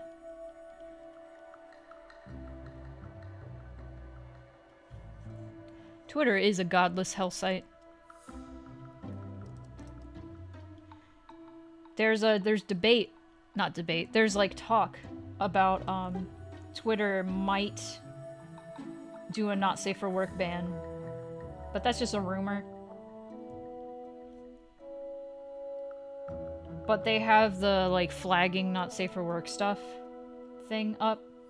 And a lot of not safe for work artists on there are pretty upset about that because I guess, I don't know, when you flag stuff as not safe for work, the discoverability for it is not as good. And I think they're making it so if you have not safe for work anything, that you should be tagging it as not safe for work. They're like, you have to. It doesn't matter. Where will the porn artists go now? They can't go on Patreon, even though they're still on there.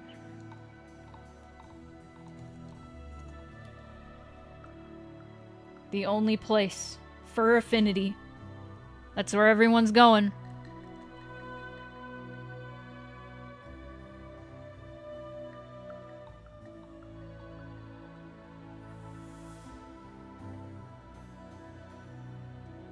Yeen at the cheese. Yeen at the cheese. Okay. No, Twitter is not good for anybody's mental health. Even if, I feel like even if you were following, like, only stuff, like only people that, like, make you happy and make you feel good, you're always going to, like, fall into this, like, just scrolling Twitter or any social media, you just fall into this constant flow of, like, information, which can, even if all the information's fine and good information, you can just fall into this, this time sink where you could have instead been doing something else, relaxing, but no, you had to be reading literally, like, just this constant flow of thoughts and information. I got a plugin that removes the trending tab. That's a good idea. That's a good idea. Okay, I got Yeen done. I might do one more, because I'm kind of on a roll. Kind of on a roll.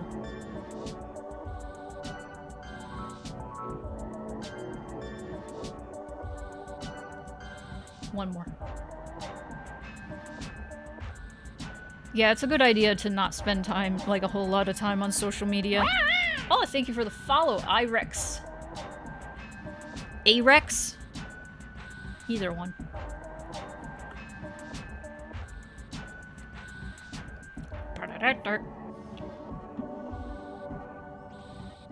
Nowadays I only use Twitter like once every day or two, and it's just to catch up with people I know. Yeah, that's a good way to use it. Like, primarily what I use Twitter for is to announce like, streams and stuff. And, to post silly little things. Like, videos and stuff. Like, I posted a meme video this morning. Basically. IREX? Okay, cool. A lot of not safe for work artists are being canceled for drawing their version of Tails from Sonic, if you get what I mean. Yeah, Tails is like 6, isn't he? Good for... I'm glad they're getting canceled. Good. Jesus Christ.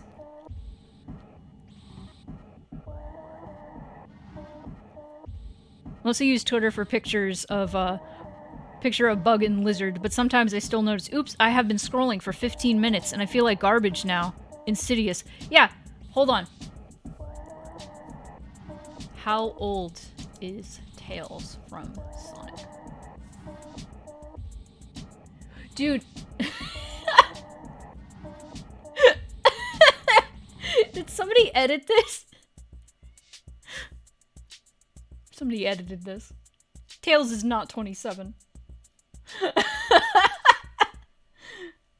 Miles per hour. How old are you, boy?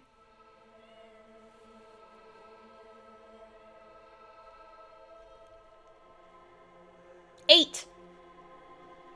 Tails is 8 years old.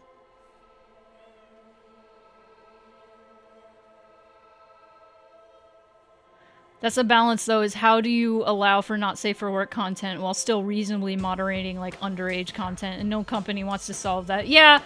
Yeah. Tails was created 27 years ago, yeah. You know, that's... yeah. Yeah. Personally, running into any Sonic not safe for work, whether they're, like, of age or not, I'm squicked out just because the Sonic characters just look like... I personally don't like chibi, like, toony style, like, not safe for work stuff. It freaks me out. I don't like it. Personally. I don't like it. Not a fan. If you're gonna draw, like, these toony characters in, adult situations, maybe give them more adult-looking bodies. Which always looks weird with Sonic characters, so, like... I feel like some people can make it look right, but eh. Some styles have an uncanny vibe. Oh, for sure.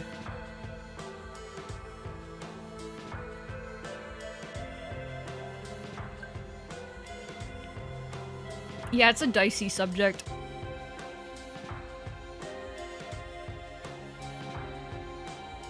Oh my god. Brawly from Dragon Ball crushing Tails in the palm of his hand. Oh no! You ruined everything! That is a lot of detail. Hang on, I'm gonna finish this.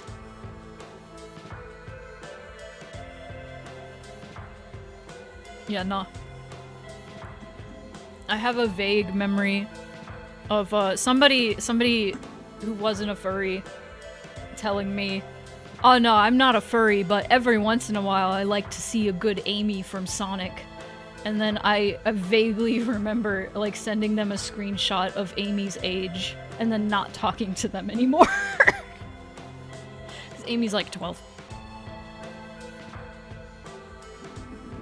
Okay. Maybe one more. Maybe one more. Let's see. Who's next? Where are you? Oh, there you go. Oh, what a cute. What a cute. What a cute. Okay. I'm zooming. I'm zooming. I'm on a zoom.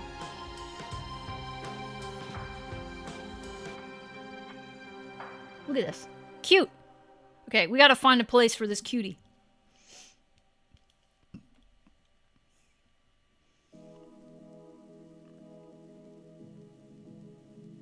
I still have these two, but I have an idea for them. Okay.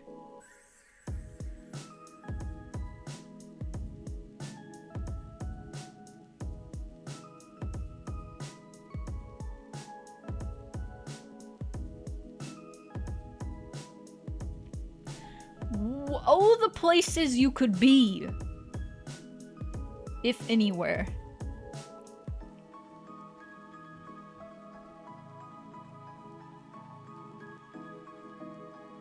Okay, okay, I have a cute idea.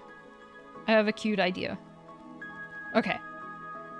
I had to stare for a bit. So under the layer with Janie. What if they're right here, their face is right here, and they're like looking like, oh my god, at the tail, like it's in their face. Okay. Oh my god.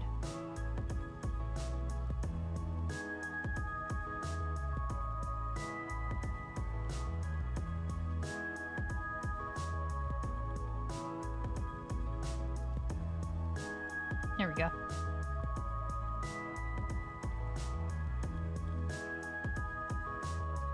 Never drawn muscles like the ones they show in DBZ, but I'd like to think I did pretty good.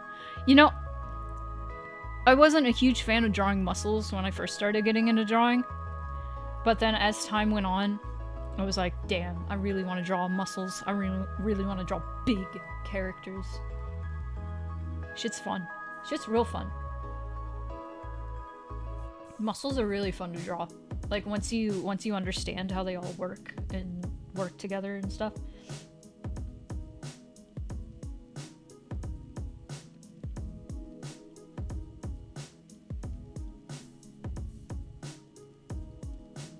Real fun. Despite about to be sent to King Kai via a bone-crushing Kai blast, looks pretty authentic too. Tails, see, the thing is, Tails did nothing wrong. It was the people who drew the nasty stuff of Tails that did something wrong. Oh, good. Muscular girls are good. I have one muscular character, which, funny enough, I made him specifically because I got better at drawing muscles and I wanted to draw more muscles. And I have not drawn him in a while. And I kind of want to make a furry version of him. Funny enough, the first time I drew him, he was a pony, so he had a furry version of him. But I don't know if he'd be a horse. I feel like he'd be more like a buff fox. But buff fox sounds weird.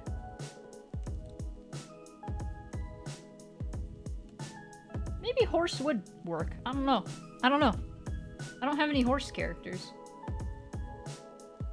I'm not a huge fan of, like, horses, though. Thank you for the follow!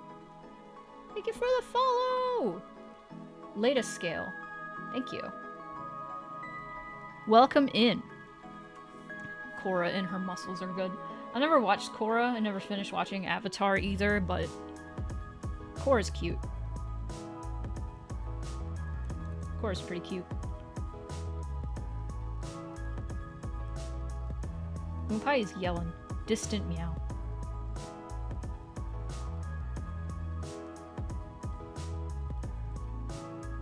Okay, blue.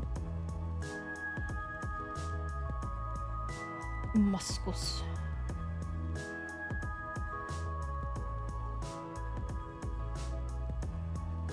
Okay, let me get this pink. Yeah.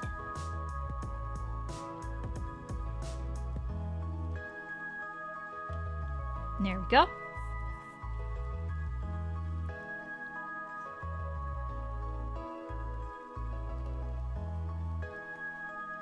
This is so small. This is so small. I'm so zoomed in. Can you actually hear Moonpai? Because that's funny if you can.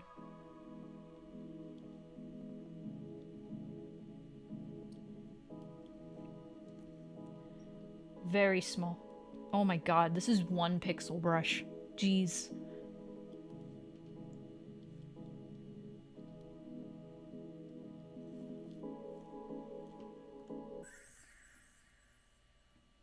.5 pixels.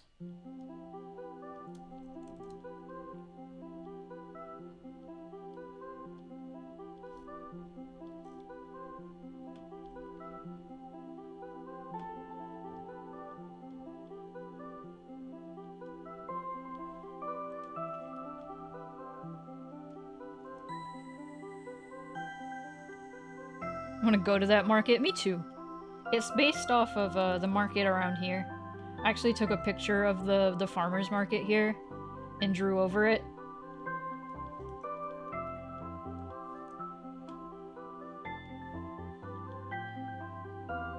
There aren't this many furries there, though. Only a few furries. And I'm one of them.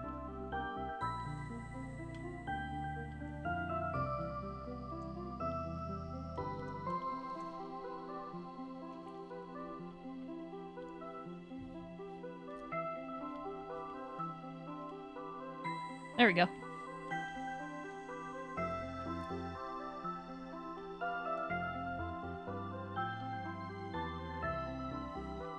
So confused by the tail. Okay.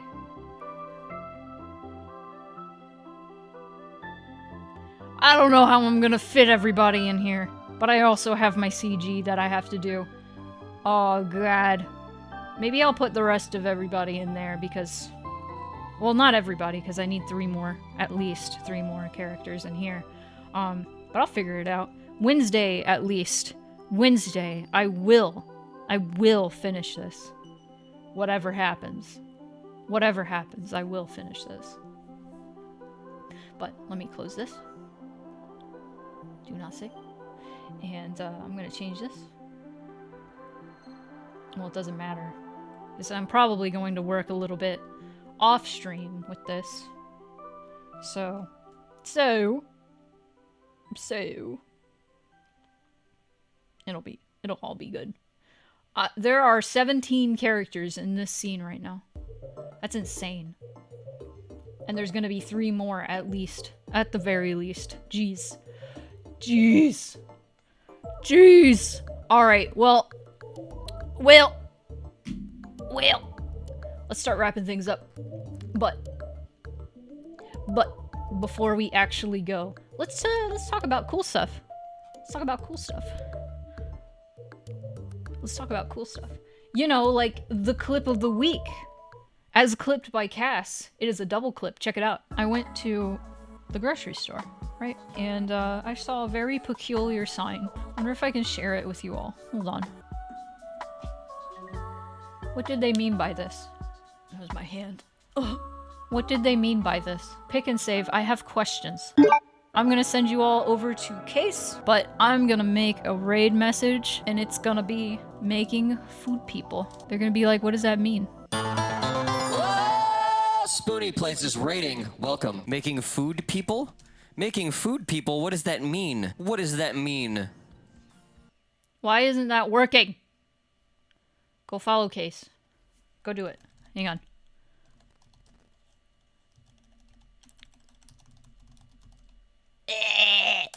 What does that mean? What does it mean? What could it mean? Anyway, if there's ever any clips that you like during stream, be sure to clip them and share them around if you so choose. The most popular clip at the end of a stream week, I will pick it and I will edit it down to something fun and exciting like that, maybe add more context, and I will put it on TikTok and Twitter and show everybody during stream at the end of the stream. So, I'm low-key glad I'm following you now. Thank you so much. I'm glad you found my streams. You have been a delight, Cyborg. But let's talk about some other things. Let's show the latest fan art by Jordan in the chat. Really cute little scribble. They call it Loo-woo. I love it so much. It is me going ooh-woo. God, I love this style. I'm gonna show it every time. Even if it embarrasses them, I'm showing it. But if you have any fan art that you would like to share, you can always join the Discord with !Discord. Like Nightbot said. Hey, Nightbot's actually on the same page as me. And you can share it in the Discord in the fan art channel, and I will see it, and I will show everybody it. Spoonie is the best, don't you know? Ah! Stop it! Stop it! Stop it with the compliments! Holy shit! Going straight on the fridge. Let's go. Let's go. Hold on. Hold on. We're gonna put it on the fridge. There is no fridge. Sorry, Wayne. Okay. And the newest cameo patron, Video Ghost, who you should also follow. I wish the shout-out function was working. Video Ghost is a really awesome streamer, has a really cool model, and if you like spooky stuff, which if you're following me, you generally like spooky stuff, you should definitely follow Zeke, Video Ghost. But thank you so much, Zeke, for your support on Patreon. And I hope you enjoy your little Chibo. Speaking of Patreon, the newest thing on Patreon, Voice Crack, is a time-lapse of this little piece right here that we finished recently. So if you would like to check that out, it's a fun little one because I draw little doodles during the stream and you see them get drawn really fast, and it's really cute. But also, if you are subbed to this Twitch channel and you join the Discord, you also get access to patron exclusive channels like the Time-Lapse Lounge, which I posted this video in. So you can check that out in there if you join the Discord. Latest news in stickers. We got some reptiles in the Etsy shop. Somebody bought 2 sets of them recently, so I'm really excited about that. So if you would like Gex, Croc, and Spyro, a nice little PS1 reptile set, lizard set, you can grab those on Etsy in my sticker shop, ! Stickers. It is rotating stock, so if there's something you see you like, be sure to get it before the 15th because it might be gone by then. There's Mixed Feelings and Mixed Feelings 2 stickers in there, and every little bit of support helps. More so, me printing out stickers and mailing them gives me a chance to walk to the post office, so you're keeping me healthy. You're keeping me walking to the post office. Also, if you are not in America, I cannot send them to you through Etsy, but you can DM me and I can figure something out. Wink. Wink. I don't have a wink thing, and I also can't wink in real life. Imagine that. So, newest update with the theater. This is my latest picture. But chandeliers are up in the lobby. The lobby is nearly done. It is getting there, slowly but surely getting there. The floor is basically the last thing that needs to be done. And come mid-October, we wanted to do a rummage sale. So we're doing an actual real-life fundraiser for the theater. Imagine that. Really cool stuff. So if you're confused and you're new here, which we have a lot of new faces in the chat, and you're like, what the fuck? What do you mean theater? So there's this place called the Kenosha Theater, which we are trying to restore bit by bit. This building was built in 1927 and lay abandoned for like 20 years from the 60s to the 80s, and got a lot of water damage. It is mostly cosmetic damage, not really structural. It's still held together, but we are fixing it up. Like I said, the lobby is almost done. We do fundraisers seasonally here. The next one is going to be November 17th, and we play Stardew Valley, where you can donate to have silly things happen, and I have a lot of mods that make it funny and amusing, and we have a great time. So if you want to check that out, next time it happens, November 17th, that's when that's going to happen. So this is just a neat little thing. Tell your friends. Tell your friends about the Kenosha Theater. It's a neat little place, and it's important. It's important. Yes. Yeah. I always forget like everything about the Kenosha Theater when I start talking about it. I need to refine my spiel. But you can donate to the Kenosha Theater at any point, not just during fundraisers, and every little bit helps us out because recently we got burglarized, and that kind of sucked because we had a lot of power tools taken, but we have been restoring the losses for that bit by bit. So everything, all of the like progress has not gone backwards, because all the progress with the restoration was like painting and plaster and all that stuff. Nobody can steal like plaster in the walls and stuff, you know. So we're all good. But yes, that is all I have to say about everything, about life, the universe, and everything. So let me stop the music, cut the music, and then switch over here. Thank you everybody for coming. Thank you for all the new folks I've been seeing in the chat, new faces, new folks. It has been a wonderful time, and we have made a lot of progress. I appreciate you all being here. And let's see. Let's see. Let's raid Germa. Let's go! Now let's raid Squidpunk. Squidpunk's playing Final Fantasy 15. Why not?